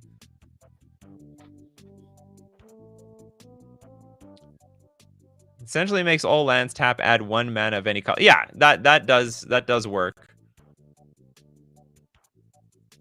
protection from black creatures, from red creatures, from blue creatures, but everything is colorless. True. Oh, I see. Oh, I see. People are really trying to push. Oh, you guys are letting me know. Oh, how does this change the game? Oh, yeah, you're definitely all right. It's correct. So if you have protection from a certain color, it's meaningless. Completely meaningless. I got protection from red, but you colorless. I'm also colorless. That's interesting. It does not shut down anything for activated abilities unless the abilities relies on being a color. But they all rely on being a color. Oh, I see it. Unless it's like Sunburst. Like it definitely needed a certain color in its cost. Yeah, okay. I think this is an absolute banger card. That's really cool. Okay, we had somebody earlier that wanted a freebie card, but admitted they were way too poor. Let's take a look at Magic Apocalypse's TCG. How about that? Magic Apocalypse, you got a donation from Steve Cooper. You got Frost Pain. Okay, let's look at Frost Pain today. If I can find it easily. Frost Pain! Yeah, it looks sharp. This is a 5 mana legendary snow artifact equipment. This is very Winter Fox-like. We got snow. Oh, it doesn't have any colorless in here. Equipped creature gets +0/+2 and has vigilance and frost. This deals damage to creatures in the form of stun counters. I can't remember. Magic Apocalypse, did you invent this ability, Frost, or was this invented from another member of the community? I know Frost is like a custom Magic the Gathering community mechanic. Equipped creature can block Okay, this is a grammatical error. Equipped creature may block any number of creatures. This should just be equipped creature can block any number of creatures. Do we have a grammar one? We did this for learn grammar. We gotta learn grammar around here. Equip for 5. That is a lot. Equip legendary lizard. I don't even want to know what this is all about. Is the legendary lizard like frozen underground since the Ice Age? For you is I'm also broke. I want a dono suggestion. Okay, stay tight. We don't have billions of paid donos. I'll take a look at some freebies. Frost is quite bad. Equipped creature will never kill creatures in combat because it deals no normal damage. Of course it deals damage. Equipped creature just gets +0/+2. But the creature itself still has, power and toughness attached to it. Unless you equip this to a 0-power creature. Equipped creature can block any number of creatures. I have no... Okay, anyway, I think it's totally legal. I don't think there's anything broken about this. When would you like to use the second equip ability? Yeah, that is the question. I don't know. I don't know when paying Wooburg to a legendary lizard is better than just paying regular 5. That part is like completely redundant, if you ask me. My soul ring tapped for 2 of any color. Okay, next up. We need to circle all the way back to a cycle of 2 color cards. A cycle of 2 color from Fire. We're going back, Fire. We're going to take a look at your last 2 super chatted series. Okay, we have green, red, 1 generic for River Glamorous Bard. This is a 1/5 cat bard. Whenever you cast a spell that targets 1 or more creatures you don't control, goad those creatures. Really? This ability triggers only once each turn. Okay, so it's like a little fair. Whenever 1 or more creatures you don't control attack an opponent, create a 1/1 blue fairy creature token with flying. I'm glad that you caught yourself on the triggers only once each turn. Otherwise, it'd be like, okay, target. I'm committing crimes. Look at me. Look at how many crimes I'm committing. I'm gonna make everyone just do things to my own bidding. Whatever. Okay. And whenever 1 or more creatures you don't control attack an opponent, we get a fairy army. I don't know where the fairies. I didn't know the blue fairies are such allies with the cat bards, but all right. Good for that. Oh, it's got a Halloween symbol for the series. Next, we got Marble, Chosen of Bast. This is a 4-mana 2/4 cat cleric with landfall. Whenever a land enters enters under your control, create a 2/1 white cat warrior creature token. If this is the first time this ability has resolved this turn, otherwise put a +1/+1 counter on another cat you control. Whenever one or more cats you control deal combat damage to a player, Marble, Chosen of the Bast explores. This is actually a really unique mechanic. So this is the first time I've ever seen a landfall ability where landfall 1 gets like one effect, and then all future landfall abilities get a different effect. So play a land, get a cat warrior. Oh, actually, do you know what? No, sorry, this is not the first time. Have we ever heard of Omnath? A little card called Omnath, where if you get the third land, the first land is like gain 4 life. Second land, draw a card. No, second land drop is gain 4 mana. And then third land drop, draw a card or something like that. Did Nissa have this? I know Nissa had like land come into play inspired by Omnath. Oh, yeah, okay. Or probably inspired by Omnath. This is not your card, right? Omnath looks of creation specifically. Yeah, there's a lot of Omnaths out there. No, I think it's a really good mechanic to explore. And then, of course, if whenever one or more cats you control deal combat damage to a player, Marble gets to explore. All right, so we get more +1/+1 counters on this card. This is an incredibly well-designed card. Maybe it can be 3 mana. Maybe it'll just be a white, green, 1 generic. I think it's quite fair. Like the cats. Who doesn't like cats? Cats in a desert. Comb the desert, you idiots. Comb the desert. Okay, going back to 4 paths for life. Let's get back to the Paradox world. With a lot of Paradox crazy cards. Yeah, this is the series of cards with... this is the series of cards best known for Paradox Summits. Okay, we got the Acidic Enzyme. This is a 2-mana 1/1 equipment shapeshifter. It's got Living Weapon, Changeling. Equipped creature gains +1/+1 and is a shapeshifter with Changeling in addition to its other types and abilities. During its controller's end step, deal 1 damage to it. Why? Why would we do that?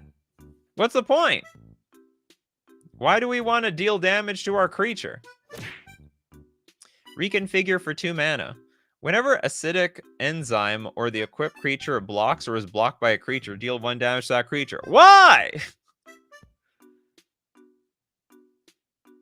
I don't get it.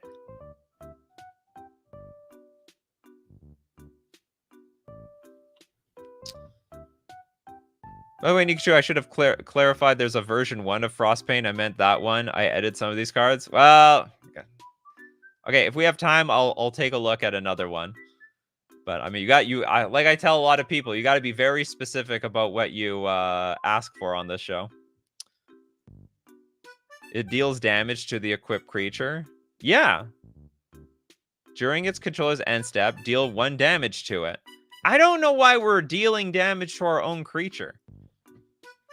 The card's not busted or anything. There's Anyway, okay, so I think you could just drop that. I mean, maybe there's some enrage effects. So the dinosaurs that want to get dealt damage. Okay, so maybe I shouldn't be too harsh, but that's a very, very specific situation where you want to deal damage to your creatures. Is there something really specific here? That's so specific. All right, we got hit that on the bingo card. Because there's, like, no other world where you want to be, like, shooting your own creature, even for a singular point of damage, especially when you're blocking stuff. You're basically very likely to just send your own creatures to the grave. You can't equip opponent's creatures? Yeah, well, we're not. It's just equipped creature. I'm assuming we're only equipping our own creatures here. That's the only thing that we could do around here. Stuff like Brash Taunter. Maybe, yeah? Maybe we could equip Brash Taunter, deal 1 damage to me, deal 1 damage to you. Equip 2 indestructible creatures that don't care about the 1 damage. The damn draws asked, I thought you could equip opponent's creatures like how you can enchant. Nope. It's weird. It's totally weird. It doesn't make sense to me. I would definitely put that in like the top 5 potential rules that could get changed one day, because I do not see any reason why you can't equip other people's stuff. Equipment are already weak as hell as it is. Like, just give it an instant buff to something else. And I don't think it would change like how any equipment like works mechanically, right? I don't think it would change anything about equipment. So anyway, okay, that is definitely a pass. I feel like it's just neutered itself.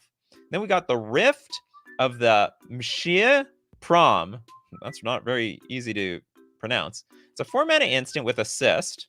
So it means another player can pay 3 of its spell's mana cost. And then exile cards from a target opponent's graveyard up to the number of mana you spent to cast Rift of Mshia Prom.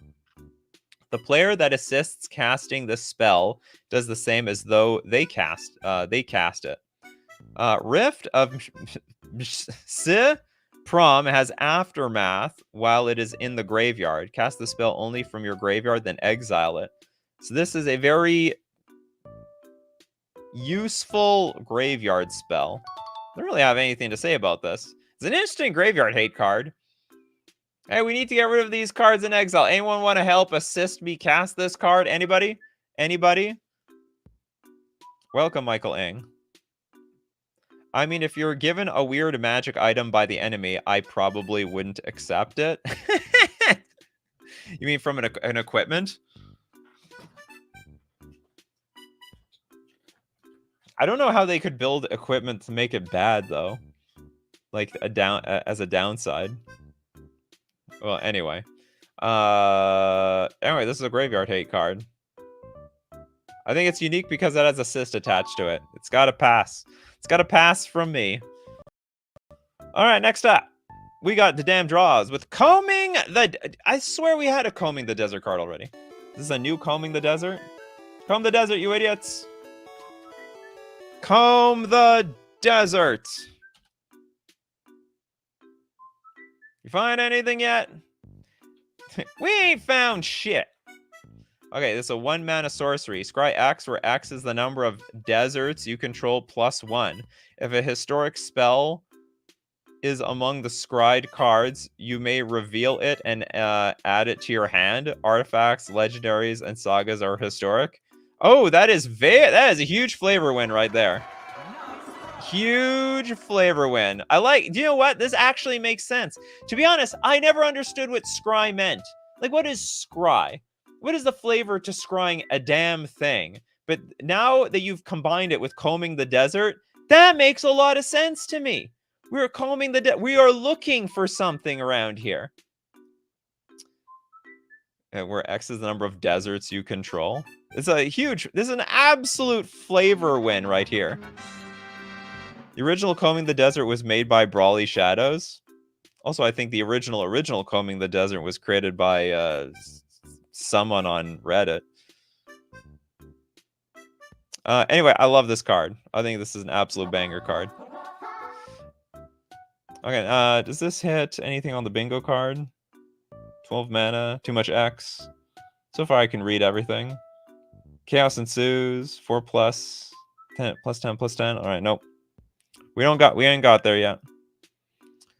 All right, everyone. Okay, let's see how much anyone wants a freebie? You get one freebie. You get one freebie. Pedgeman, this is your time. Still waiting for your dono? Yeah, where's your well, you're okay, here you go. So I know Pedgeman, you want a free card. For you want a free card. You get one free card. I will spend like another 7 minutes. I don't know anybody else who has a free card. And while I wait for that free card from you guys, I'll just quickly look at someone's card at random. Take a look at something from Sing. We got Guru. This is a 2-sided card. Guru Watatsumi General. It's a 2-mana 1/2 human archer with reach. Whenever Guru attacks, bolster 1. Choose a creature with the least toughness among creatures you control and put a +1/+1 counter on it.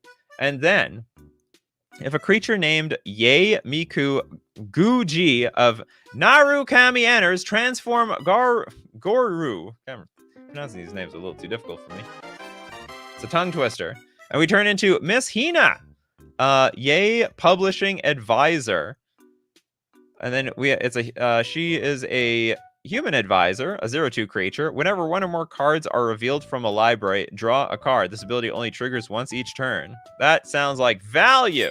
I don't know. Do we want to switch sides though? I like this. To be honest, I like the second side. When it attacks, if a creature named Ye Miju of Narukami enters, man, there's some flavor to this I have not a damn clue about. Okay, we got some cards now. Cards are coming from Furyu. We have damn it, the way Discord works, I have to write out this entire name. Kartofel Commandant. Well, found it. Who is this? 3-mana legendary human. 2/2. Rin in D Kartoffeln. I probably have to say that with like a German accent or something. 1 mana, target permanent enters the battlefield. The hell does that mean? Target. Oh, I see. You're forcing ETBs. That sounds broken. Okay, Rouse Au Die Cartelfeln. Pay 1 mana. Target permanent leaves the battlefield. Target permanent enters the battlefield. But it's already there. Neither effect moves a permanent to a different zone. The permanent remains on the battlefield throughout the process, but effects that would be triggered by the permanent enter the battlefield or leaving the battlefield activate. I think honestly it's broken. I think 1 mana like make something ETB. I think that is just insanely strong. And it's also at sorcery speed. It's at instant speed. So you just be like, in response, I'll just pour all my mana into this thing and make something ETB over and over and over again. Yeah, the Grand Unifier ETBs would go nuts. I mean, it's anything. Anything that ETBs has some sort of advantage, right? So I think that it either needs to be limited to like 1 per turn. It definitely needs to be limited to like maybe once per turn at sorcery speed.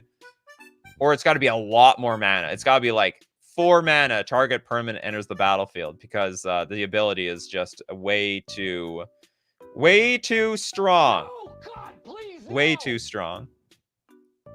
Okay, who else didn't get a card?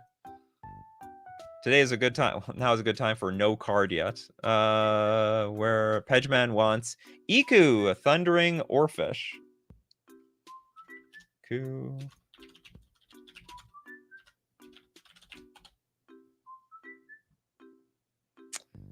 4 mana for a 3/4 Demon Fish Wizard.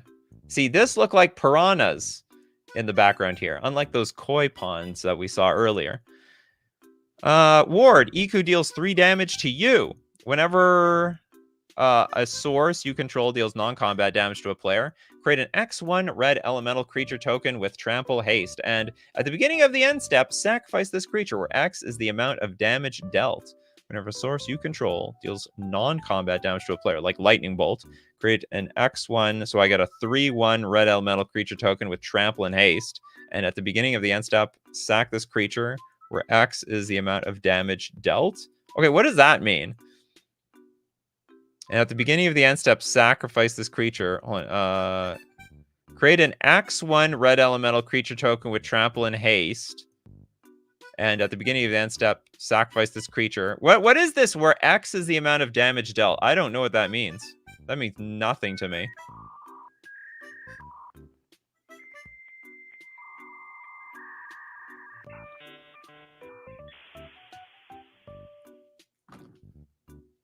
That means she makes ball lightning from lightning bolts. Where source you control deals non-combat damage. But I don't get it. I really don't understand the last line. Damage dealt refers to the first part. Whenever a source you can ward, Iku deals 3 damage to you. Her ward makes the elemental tokens. Whenever a source you control... Well, it's not just ward, right? Non-combat damage. It's like if I lightning bolt you, that also creates the tokens. Create an X1 red elemental creature token with trample and haste. And at the beginning of the end step, sack this creature. Where I don't understand this. Where X is the amount of damage dealt. Oh, I see. Maybe should... Is this really worded properly? The thing is that whenever a source you control deals non-combat damage to a player, create an X1 red elemental creature token. Oh, I guess it's worded properly. Okay, I understand. So I lightning bolt someone. I just assumed the X, but you actually included it at the end. I just assumed X was equal to the amount of damage dealt, and but you actually plug it in there. There at the end. It's just like structured in a weird way that I didn't understand. But like, yeah, this card totally works. The amount of damage dealt by that source would be better. Maybe.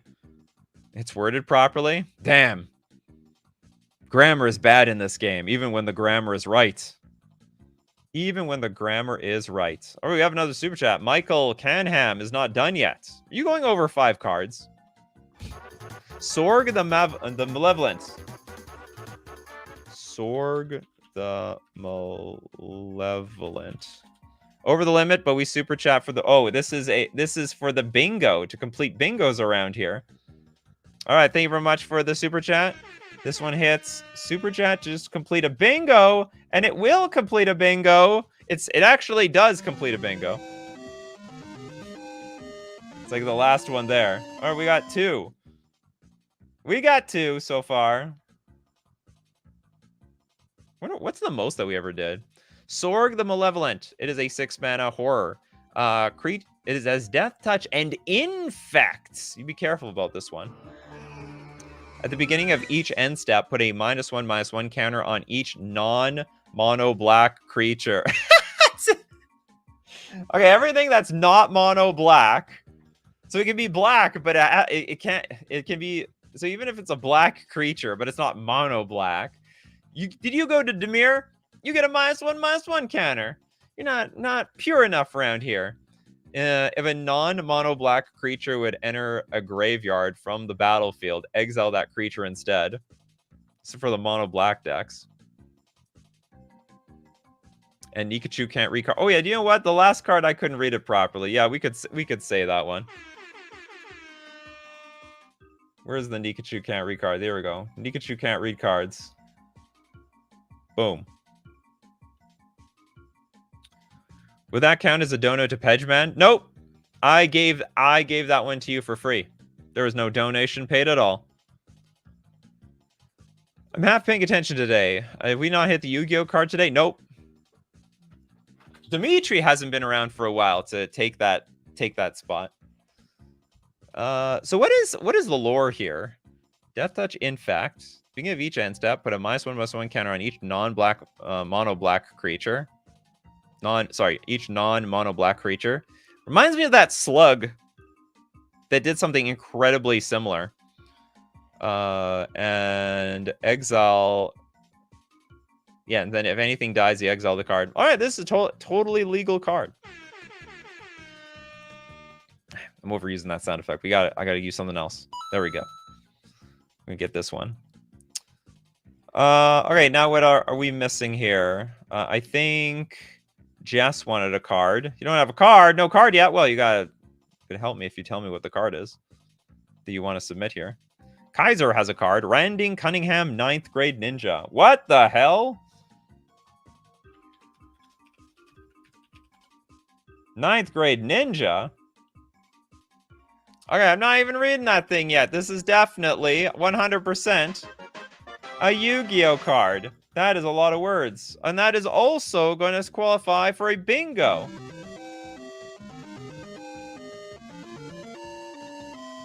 We got another bingo over here. We got 2 bingos. Sorry, we got 3 bingos.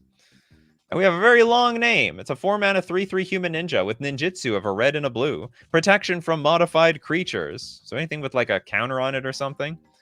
And then we have Smoke Bomb for a blue. Return Randy Cunningham 9th grade ninja to its owner's hand. Is that it? It's like Smoke Bomb. Psh, I'm gone. Ninja Nomicon. When Randy Cunningham, 9th grade ninja, deals combat damage to a player, choose one. You can draw a card, put a +1/+1 counter on target creature, or destroy target artifact. And has ninjutsu on top of all these things. Each bingo is one free card. Not technically, no, but I like that idea. It's like, we made a bingo. The community... Yeah, I like that, actually. I like that light code. Whenever we have a bingo, the community gets one free... Definitely one free card. Who that person is, obviously gets determined by me. Preference to people who have no card yet. Okay, so it's a ninja. I like the smoke bomb ability. Return. I don't know for sure, but maybe it would make more flavor sense if it like you can activate smoke bomb only while it's attacking. But maybe that would make it a pretty crappy ability. Probably. Yeah, it's a great idea. What a way to make a long show even longer. Okay, it's very it's very lore accurate. I'm not familiar with the lore. The Randy Cunningham, 9th grade ninja. Knows these ninja skills at 9th grade for some reason. All right, cool card. Alonso says, I made the Ed, and Eddie cards. Thanks for looking at them. You're welcome, Alonso. Thanks for confusing the crap out of me. Jess says, no, I meant I have no cards to submit. All right, then. Wait, who does have a card to submit? Spectral Maniac. So I haven't submitted a card in a while. Can we look at Sheena? Let's look at Sheena. Scornful Shadow. Ooh, this definitely... Spectral Maniac, if you were here earlier, you would definitely qualify for the waifu card. This is a black-blue 2/2. Another ninja! What are the odds? 2 ninjas back-to-back. Skulk and Shroud. Obsession with cute things. Whenever an artifact creature with power 1 or less enters the battlefield under an opponent's control, Sheena Scornful Shadow loses Shroud until end of turn. Oh, I guess she is distracted by the cute little things. You gain control of that artifact creature for as long as you control Sheena Scornful Shadow. Whenever an artifact creature with power 1 or less enters the battlefield under an opponent's control. So we absorb the artifact creature, but we lose the Shroud? Loses Shroud until only until end of turn. You gain control of that artifact creature for as long as you control. Interesting. So we basically steal tiny things. This is like anti-affinity almost. Although you would have to get this thing in play very early on. It has to be an artifact creature. Whenever an artifact, that is so specific. Like, how many creatures does this nail? Like almost nothing. Ornithopter, Memnite. Oh, sorry, it's artifact creature with power 1 or less. That's still not a lot of creatures out there. So Phyrexian walkers are cute. Do you know what? There's a lot of people who think tarantulas are cute, all right? There's a lot of people out there that they like bugs. They like those creepy bugs and stuff. She hugs those cute things. One person's creepy crawl. You know what? Some people, they think worms are cute, all right? Specific is on the bingo list, but we did it already. It was over here. We already did it. All right, this is definitely... It's like a weird hate card. I would say that this is a very worthwhile hate card. And the interesting is, has Shroud, but we're going to lose Shroud. Like, really, really soon. The moment that they cast it. So, someone could... and you... control that thing for as long as you control Sheena. So if someone wanted their card back, they play their 1-drop, they lose it. Sheena loses Shroud. You kill Sheena! And then you get your card back. So there's actually a lot of vulnerabilities here. I think this is definitely a very well-balanced card here. Okay, anyone else that didn't have a card today? No 2 cards yet? Don't get too greedy, Pedge Man. You almost get a card every week. And people donate for you. Who does not have a card at all? Don't know if anyone got missed. There's not many people in chat right now. A lot of regulars getting repeated.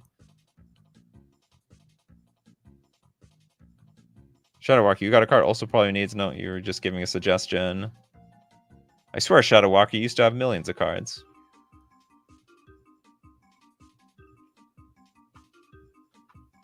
Oh, we have a donation here. We got from Nova the Space Wolf. Thank you very much for your donation. What is this? We got the Master Tactician / Swain the Noxian Grand General. Swain. I don't know if you paid attention, Nova. I think we got one of your cards for free earlier. That's a lot of words. It's a lot of words, Nova. This is not a book reading club. All right, but we're going to read it anyway, because you pay for it. Swain, the Master Tactician, is a 5-mana, 3/6 human Noxian advisor. Fearsome. Creatures with fearsome cannot be blocked by creatures with 2 or less power. Ha! Weaklings may not apply. When Swain, the Master Tactician, deals combat damage to an opponent, Swain, the Master Tactician, deals 3 damage to that opponent. So basically, it's a 6/6 for 5 mana, effectively. What is the point? Actually, now that I think about what is the point of the second ability? Is there anything to this? We are literally, it's just if it deals damage at all, it's going to deal this damage, right? So why isn't it just a 6/6 creature in general? It seems like a pretty redundant ability attached to it. Whenever an opponent takes damage from an instant or sorcery or a permanent ability, oh, I see, okay. You control, put a crow counter on Swain, the Masterful Tactician. When Swain, the Master Tactician, has 14 or more crow counters, transform it. I should also say, it is a big deal, like, when it comes to blocking. So, like, unblocked, it's a 6/6. But, like, someone with a 4 toughness creature can block, like, a 1/4 creature can block this and not take, like, a total amount of 6 damage. So, actually, there is some nuance. There's big nuances to this. But anyway, if we have enough these, Swain counters, we get a Swain counter. Turn into Swain, the Noxian Grand General. Votes for flying, clearly. It's a 4/7 fearsome with trample. Whenever an opponent takes damage from an instant or sorcery or a permanent ability you control, put a stun counter on the creature with the highest power controlled by that opponent that does not already have a stun counter. When Swain, the Noxian Grand General, deals combat damage to an opponent, Swain, the Noxian Grand General, deals 3 damage to that opponent for each creature they control. doesn't have flying though. That's a really good point. Has fearsome and trample though, and it looks like they're flying, but maybe it's just a big jump. You know, I want to get back to. I think this is a really original way to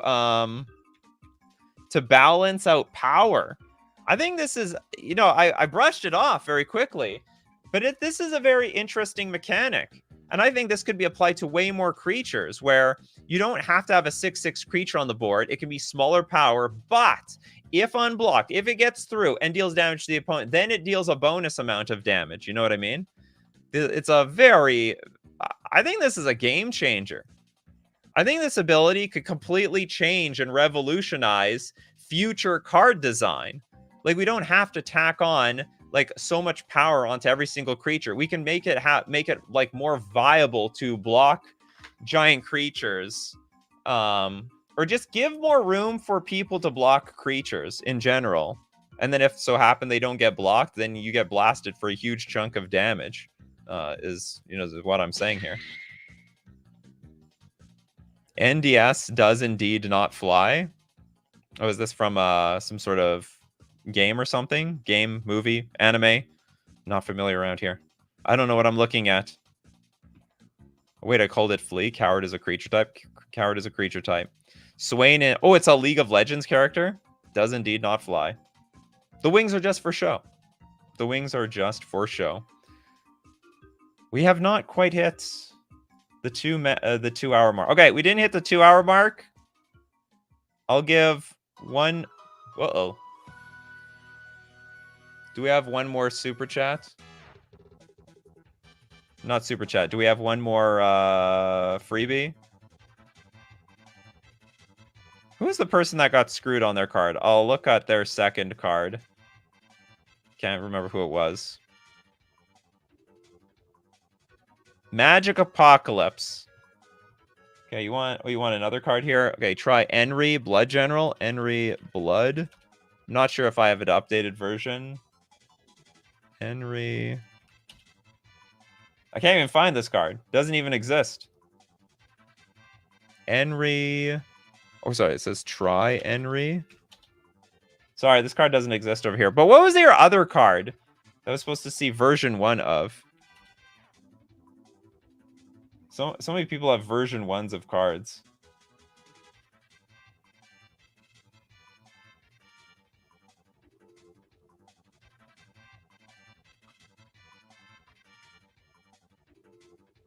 Can we do a Majra card? Okay, let's do a Majra card.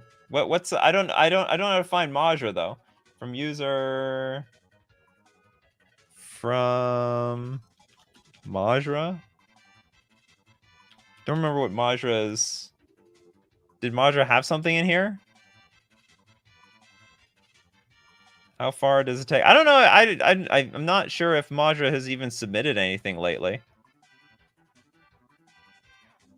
Oh, there's a Majra card. There, we got something. We got something from Majra around here. 2 mana, 1/3. It's Tsuruya of the Lake of Tears. It's a 2 mana, 1/3 human shaman noble. Whenever a non-token creature you control with power or toughness 1 or less attacks, create a white 1/1 spirit creature token with flying and lifelink. This is basically a token card for all the token players out there. You make tokens and you attack, you make more tokens, and it has flying and it has lifelink. Make spirits. I wonder if there's a way of pushing this a little bit more. It's pretty cheap. I mean, it's not broken. It's definitely very cheap. It's a 2 mana 1/3. Maybe it itself should have lifelink. Whenever a non-token creature you control with power or toughness 1 or less attacks. Honestly, I think it'd be fine if it just says whenever a creature you control attacks. Whenever a creature with power, a toughness, or 1 or less attacks, create a 1/1 white creature token with flying and lifelink. There's no way, like, because if you attack with a bunch of tokens, you still only make 1 token, so it's not going to be broken to say like anything that attacks with power, toughness 1 are viable. So I think this is definitely playable. Okay, now we're definitely past the 2-hour mark. So I'm only going to take super chats from here on out. We've got... So now, because we're hit the 2-hour mark. 2-hour stream. All right, next up, we've got Steve Cooper. I got a joke card from Grab Bag of Cards Series 2. The last card, and then dono to somebody else. You got it. Grab Bag of Cards.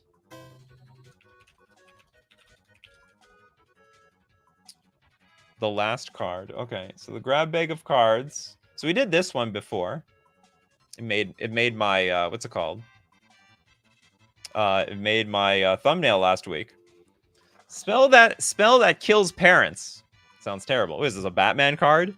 Black instant. Destroy all creatures with offspring. Oh, I get it. So like if it had I don't get it. Destroy all creatures with offspring. So if they had kids, they die. Effectively. That's exactly what it does. Majra, thanks. I'm really happy. You're welcome, Majra. Okay, the spell that kills parents. Well, I don't know. I don't understand why that's so funny. That sounds very dark to me. It's not. I don't remember the time when I was watching Batman. Batman's Bruce Wayne's parents died, and then the entire audience like abruptly burst into laughter. Did anyone see that when they watched Batman? Did it ever happen? I don't remember that happening. Offspring is the Bloomburrow mechanic. No, I'm familiar with Offspring. I'm just not familiar with how funny, destroying all the creatures with Offspring are. Yeah, it's very dark. Super, super dark. Anyway, I think it's totally fine, though. I mean, it's narrow as hell, right? Not a whole lot of cards with Offspring these days. Okay, let's dono. Who are we going to dono now? Anyone have a card this time around? We got Konstantin Hop. Hey, Nikachu, I'm from Germany, and I will take the opportunity to thank you for all the great content. Thank you so much, Constant. I really appreciate it. Almost missed your comment here. Okay, do we have another one waiting in the weeds here? Just trying to look back on chat if anyone has anything suggested.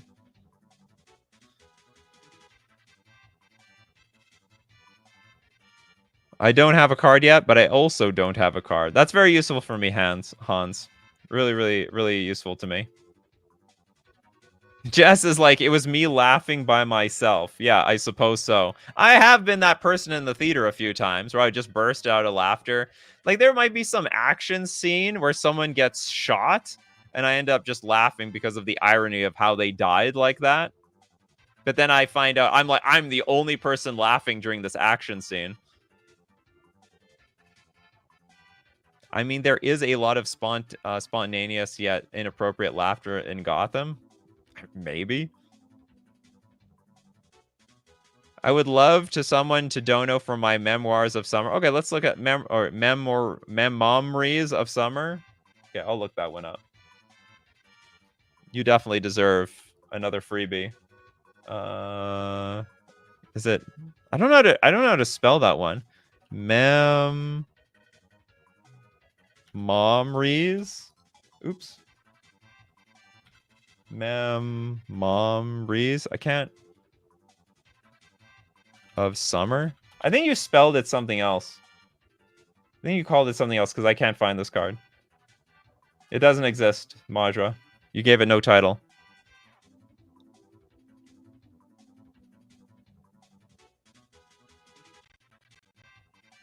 Memoirs, maybe. Well, anyway, I mean, it's up to Majra to know what the title of their card is. Okay, let's just know that there is a donation still, because I have to get through all these other cards still. Let's get to Nova. No, sorry, Nova the Space Wolf with Lee Sin.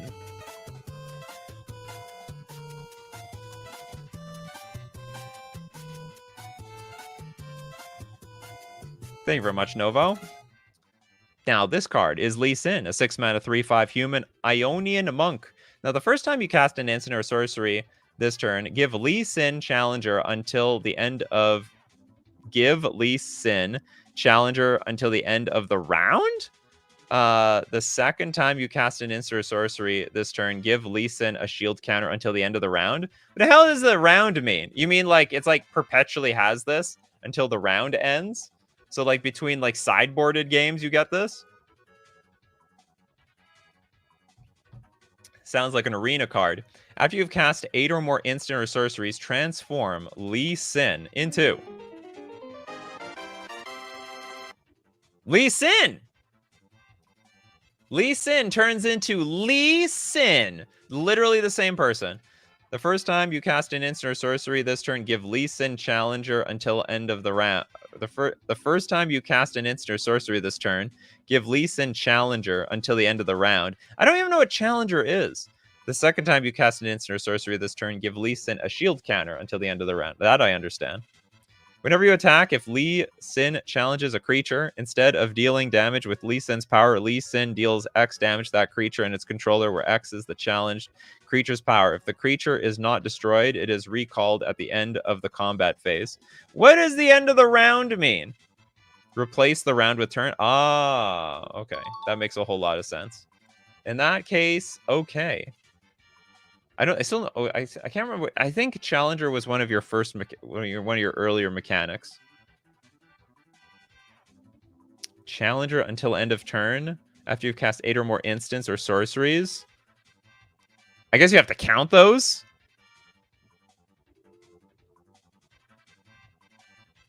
This seems like a card that was copy pasted from Legends of Runeterra without updating wording. Did Legends of Runeterra have a... Oh, yeah, they had a card game, right? Was it called Artifact? Was that how it was? Okay, if you change the card to... I still don't know exactly what Challenger is. So with that in mind, I'm going to say it passes. Because the until end of turn is fine. And also the shield counter is totally fine. And I guess... I think you probably need to do something like... When you cast an instant or sorcery, also you actually have to count it somehow, or you have to word it after you've cast 8 or more instant or sorceries this turn, which sounds very unlikely. Transform Lee Sin, or you have like some sort of thing. Whenever you cast an instant or sorcery spell, put a transform counter on Lee Sin, and when we have 8 or more transform counters, transform your Lee Sin. You know what I mean? Challenger is the attack, can choose the blocker, even if not normally able to block. Recalled is a creature goes back to its owner's hand. Ah, I gotcha. Okay. Sounds good. And then next, we've got another Damn Draws. Donut to Pedgeman for bingo. You want that bingo, huh? Okay, Pedgeman, you got something in mind? You got something? Okay, we have Donut to Pedgeman, which does make a bingo. Sorry, it hits this thing and also makes the bingo over here, which means we have another donation.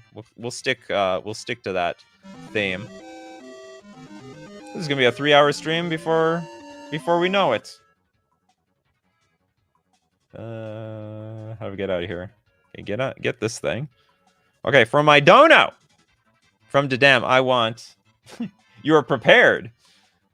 Yamame, which lurks beneath. It's a spooter. We got spooties. It's a 4-mana 3/4 demon spider. I thought you were big into the vampires. Ward, get a poison counter. That's unique. Whenever spiders you control have burrow and toxic 1. Creatures with burrow can only be blocked by creatures with burrow or trample. Spiders you control have burrow and toxic 1. Can only be blocked by creatures with burrow. Oh, or trample. Okay, so it's like a new sort of shadow-like effect, except you are including people with trample or creatures with trample to block it. Kindred Power. Whenever a poison counter is put on a player, that player mills a card for each spider you control. Create a 1/1 black and green spider creature token for each land milled this way. It's funny. Okay, what is this? Is this a mill card, or is this like an infect card? You have like a balance of the two most annoying effects in one card right here. Plus it's a spider. All right, that's a very cool card.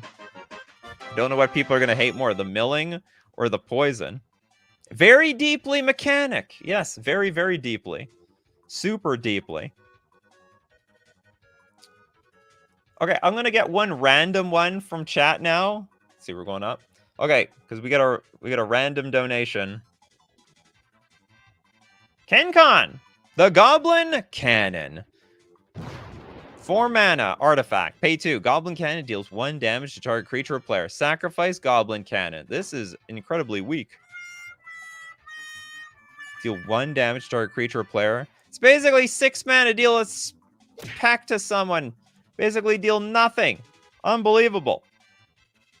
This card does absolutely nothing. I think this is a real card. Oh. Do we have something on here for that? 12 mana.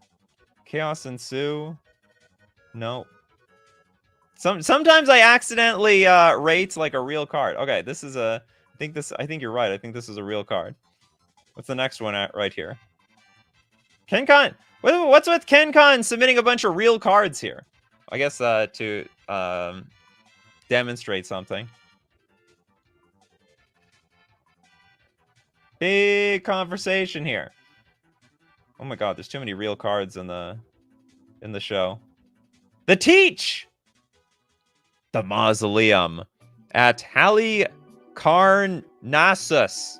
The black legendary artifact. Whenever a creature you control would enter the graveyard, you may instead exile it. Double black. Tap. Add black mana to your mana pool and gain X life, where X is the number of creatures exiled with Mausoleum at Halicarnassus. Add black mana to your mana pool and gain X life, where X is the number of creatures exiled. Oh, that's interesting. So as stuff dies, they get exiled. As they get exiled, you get mana. As you get mana, you go big. Basically. All right, cool card. Very good stuff. Okay, Nova the Space Wolf. The Eye of the Dragon.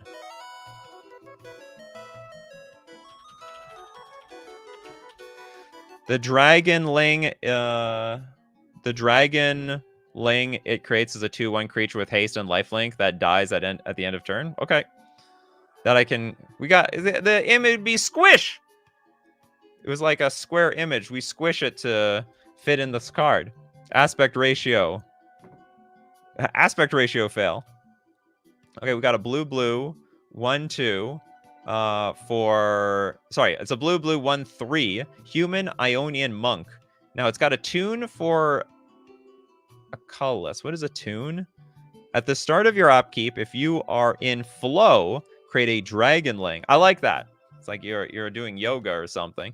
At the start of your upkeep, if you cast 2 or more instant or sorceries during your last turn, you enter flow until the end of your next upkeep. I like that. I think that's an absolute banger idea. That's a future mechanic right there. You spend like 2 cards. You basically, you've got your flow going on. If you got like 2 spells that resolved, hit some stuff, you're in the mood. You're in the mood here. You have Majra's card right just above. Well, we're very far from that now. Oh, is Majra's card right here? Well, there's a donation for Majra coming around a little bit later. What else to say about this card? I don't know what a tune is. Missing what Dragonling is? Oh, they said you create a Dragonling. What's it called? It was right here. Or sorry, it was in the super chat. It was a 2/1 flying haster that you sacrifice at end of turn. So you get basically you get a 2/1 hasting creature that you can throw away every single turn. That's what the Dragonling is. Okay, I think this is an awesome card. Looks incredibly real too. We got Light Code with Unstoppable Flasher. That sounds illegal. Unstoppable Slasher's brother. Unstoppable Flasher. Is this a trench coat guy? It is a trench coat guy. Oh my god. Okay, 3 mana. For a 2/3 zombie pervert. Death Touch. Whenever Unstoppable Flasher deals combat damage to a player, until your next upkeep, you may cast spells as though they had flash. When Unstoppable Flasher dies, if it had no counters on it, return to the battlefield tapped under its owner's control with 2 stun counters on it. The hell is going on here? Yeah, it flashes others. Yeah, call 911 now. Call Child Protective Service. I don't know who you call here, actually. Until your next upkeep, you may cast spells as though they had flash. Yeah, you be flashing. If it dies, it had no counters on it. Return to the battlefield tapped under its owner's control with 2. Oh, I see. It's gonna keep coming back. Can't keep. You gotta put them in jail. Put it in jail where it belongs. Very interesting card. It's not very expensive either. At 3 mana. Pabno, thanks for your super chat, Pabno. Donate 2 more to Majra. I need more Majra cards. Okay, how many Majra cards do we have here? We got the oh, here's Memories of Summer. Come on, Majra. Did we forget how to name cards around here? You're like one of the relics here. You're one of the OGs of the custom card show. You might have been there on the first show. I should see who is around since the beginning. 4 mana sorceries. Scry X, where X is the highest mana value among instants and sorcery cards in your graveyard. If X is 5 or more, draw 2 cards. This is very playable. Very, very playable. I'll tell you where this is also useful. Scry X. I want to say this could be instant speed. Like how much... Bingo alert, too much X. Oh my god, we have so much X around here. So much X that we have hit yet another bingo.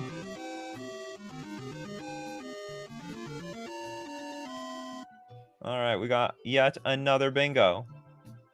That'll be worth a free card around here. I want to say you can have this at instant speed. There's like a lot of cards out there that's like 4 mana, scry 2, draw 2. Like, why not? Like, even if the scry was like 10, I don't think it would be that busted, to be honest. You still have to fill your graveyard to make this card work. Did chaos? No, there was no chaos ensue today. Chaos usually doesn't ensue all that much on custom card shows. That's more of an AI mechanic. Anyway, so I think this could be buffed up. I think it could be buffed up by a lot. In fact, I think this is super powered down, in fact. Because if you just scry for the sake of scrying at 4 mana and you don't draw cards, it's terrible. It's a pretty overall weak card. It could be buffed up in several ways. Probably it should just be like instant speed, scry X where the X is the highest mana value among instant or sorcery cards in your graveyard, and you just draw 2 cards. And I think that would be a real card. I think there are cards similar to that, and I think that would be totally fine. The Memories of the Summer. Do you have another one up here, Majra? You get a second card. I don't know how often you're posting here, though. You got 2 donations, Majra. I don't see you posting anything. Hold on, let's go back to your other one. I can look you up. I don't know what username you go here. Or you just called Majra. Okay. User Majra.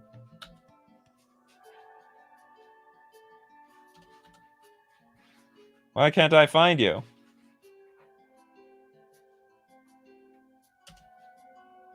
From user Majra.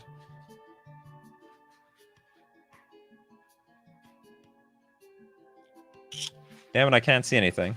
Okay, you got something. Night Sign Dancing Star. Sounds great.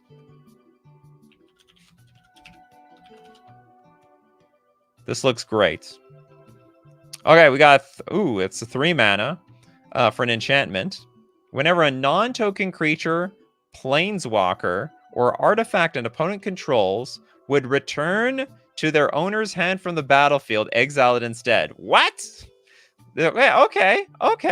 So basically, if you get bounced, you're basically going to disappear. Under mysterious circumstances, you're gone. That's from Howling's Moving Castle. Oh, is it? Oh yeah, you're right, actually. It's the end of Howling's Moving Castle. Spoiler alert! Not that this reveals anything, to be honest. It's the most unrevealing, unspoiling spoiler I've ever seen in my life. That's a hard counter against those frog decks. That's right, we need hard counters versus those frog decks. We need also ninjas. This is a huge beating for the ninja decks. Right? So ninja decks don't like to see this because you'll like return a ninja back to your hand and get hosed. You still get I think you still get the ninjutsu though, right? So ninjutsu still gets pulled off. Okay, that is a very original card. It's actually such a big effect. It's very interesting to create a card that sort of hoses a lot of cards out there, or even buff up bounce spells. Like bounce spells are just terrible. They're so bad by today's standards. Oh my god, Cyclonic Rift. Cyclonic Rift in this card. Okay, maybe I'm wrong here. Maybe I'm wrong. This is like this plus Cyclonic Rift. That is might as well just be lights out. That's just complete GG. Pack it up. Yeah, Brazen Bar is looking better. I'd still be interested to see how this card would play out. Because again, bounce is still pretty bad in the grand scheme of things. Okay, we got one. There's one freebie out here. Is there anyone? Nicholas. Oh, sorry, you didn't have a card. I thought you were submitting a card here. I have a photographic memory of Miyazaki movies. I guess I don't. I guess I'm not that hardcore of a fan. Not as hardcore as I thought I was.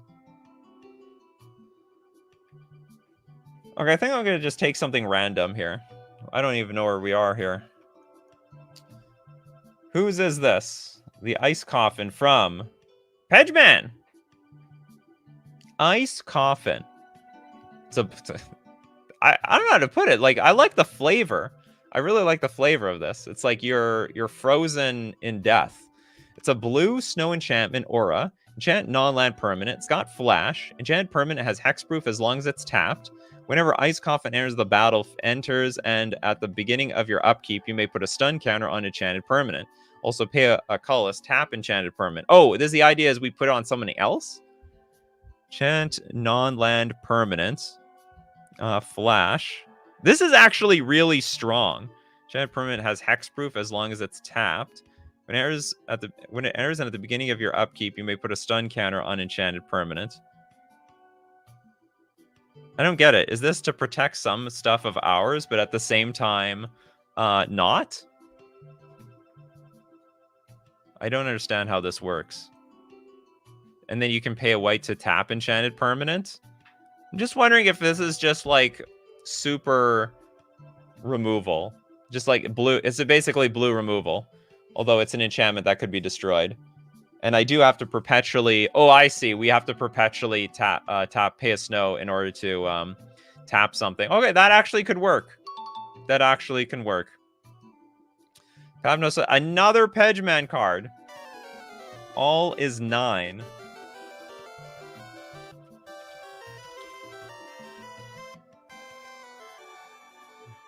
Okay, what? Okay, this is supposed to be like some sort of. Is this a Winter Fox card? It's okay. So first off, it's 11 mana. Is that something on the bingo card? It is 12 plus mana. Okay. Oh, sorry. No, this is 11 mana. It does not hit the 12 mana mark. It's close though. Affinity for 9. Spell costs 1 less to cast for each 9 or 9 on a permanent you control. All X equals 9. All creatures have power and toughness 9/9. If one or more counters would be put or removed from a permanent or player, put or remove counters until they're exactly 9. This is just an uncard. That's all it is. It's just an uncard. It's not really a Chaos Ensues type of card. Wait, it's all 9? Always has been. Well, so let me simmer and think about this card. Affinity for 9. All X is 9. All creatures have power and toughness 9/9. Well, if everything is a 9/9, it basically says everything's a 1/1, right? Except for the infect creatures. Having 9 power means something in this format. It is silver border. Also says 5 minus 3 equals 9. Where is that? Oh, you mean over here? 5 minus 3? Okay, wait, you want this to be considered the Chaos Ensued card? All right. It's going to be a Chaos Ensue card. That creates 1 more bingo. Okay, so for that, we're going to look at... I'm going to search for one person who has not got a super chat at all today. Hold on, where's my...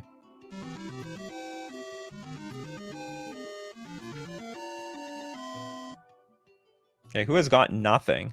Absolutely nothing today. We got to dig for one. Majra got... Ooh, there's a Majra series over here. Desu! I don't think Desu got anything today. Okay, 3 mana for a 4/2 human rogue. It's got Enlist and Vigilance and Sidekick. You can have a creature of common rarity as a second commander. You want a second commander? You got it! Second commander? Isn't it just partner? Effectively. It's just another way of saying partner. How many partners are there? There's partner and then partners. I want to say there are several versions of partner in existence in this game. And that's it. That's it for today. Oh my goodness. We almost went the 3-hour mark. Well, not really. If you want to be part of the show, if you love Custom Magic the Gathering cards, amongst other things you got to be here 3 p.m. Central Standard Time. Thanks to everyone who supports the channel. If you're a patron on Patreon, a member on YouTube, or use Super Chat to be part of the show, or even Super Chat, so other people are part of the show. And thank you so much, everyone, for being here, submitting your creative cards. People like Pegman, Majra, Sage Kerr. We got Pabno, the Jaded for Ginka, Steve Cooper. Don't know if I think Majra again. I think Pegman, Toilet Duck for Ginka. Who else is around here? I know there's tons of people here. For Ginka, the Jaded, Jas, because you guys are the show. So as usual, my coffee crew, you keep brewing up them coffees. We're going to keep brewing up the magic. Take care of yourselves, and I will see you at the next cup.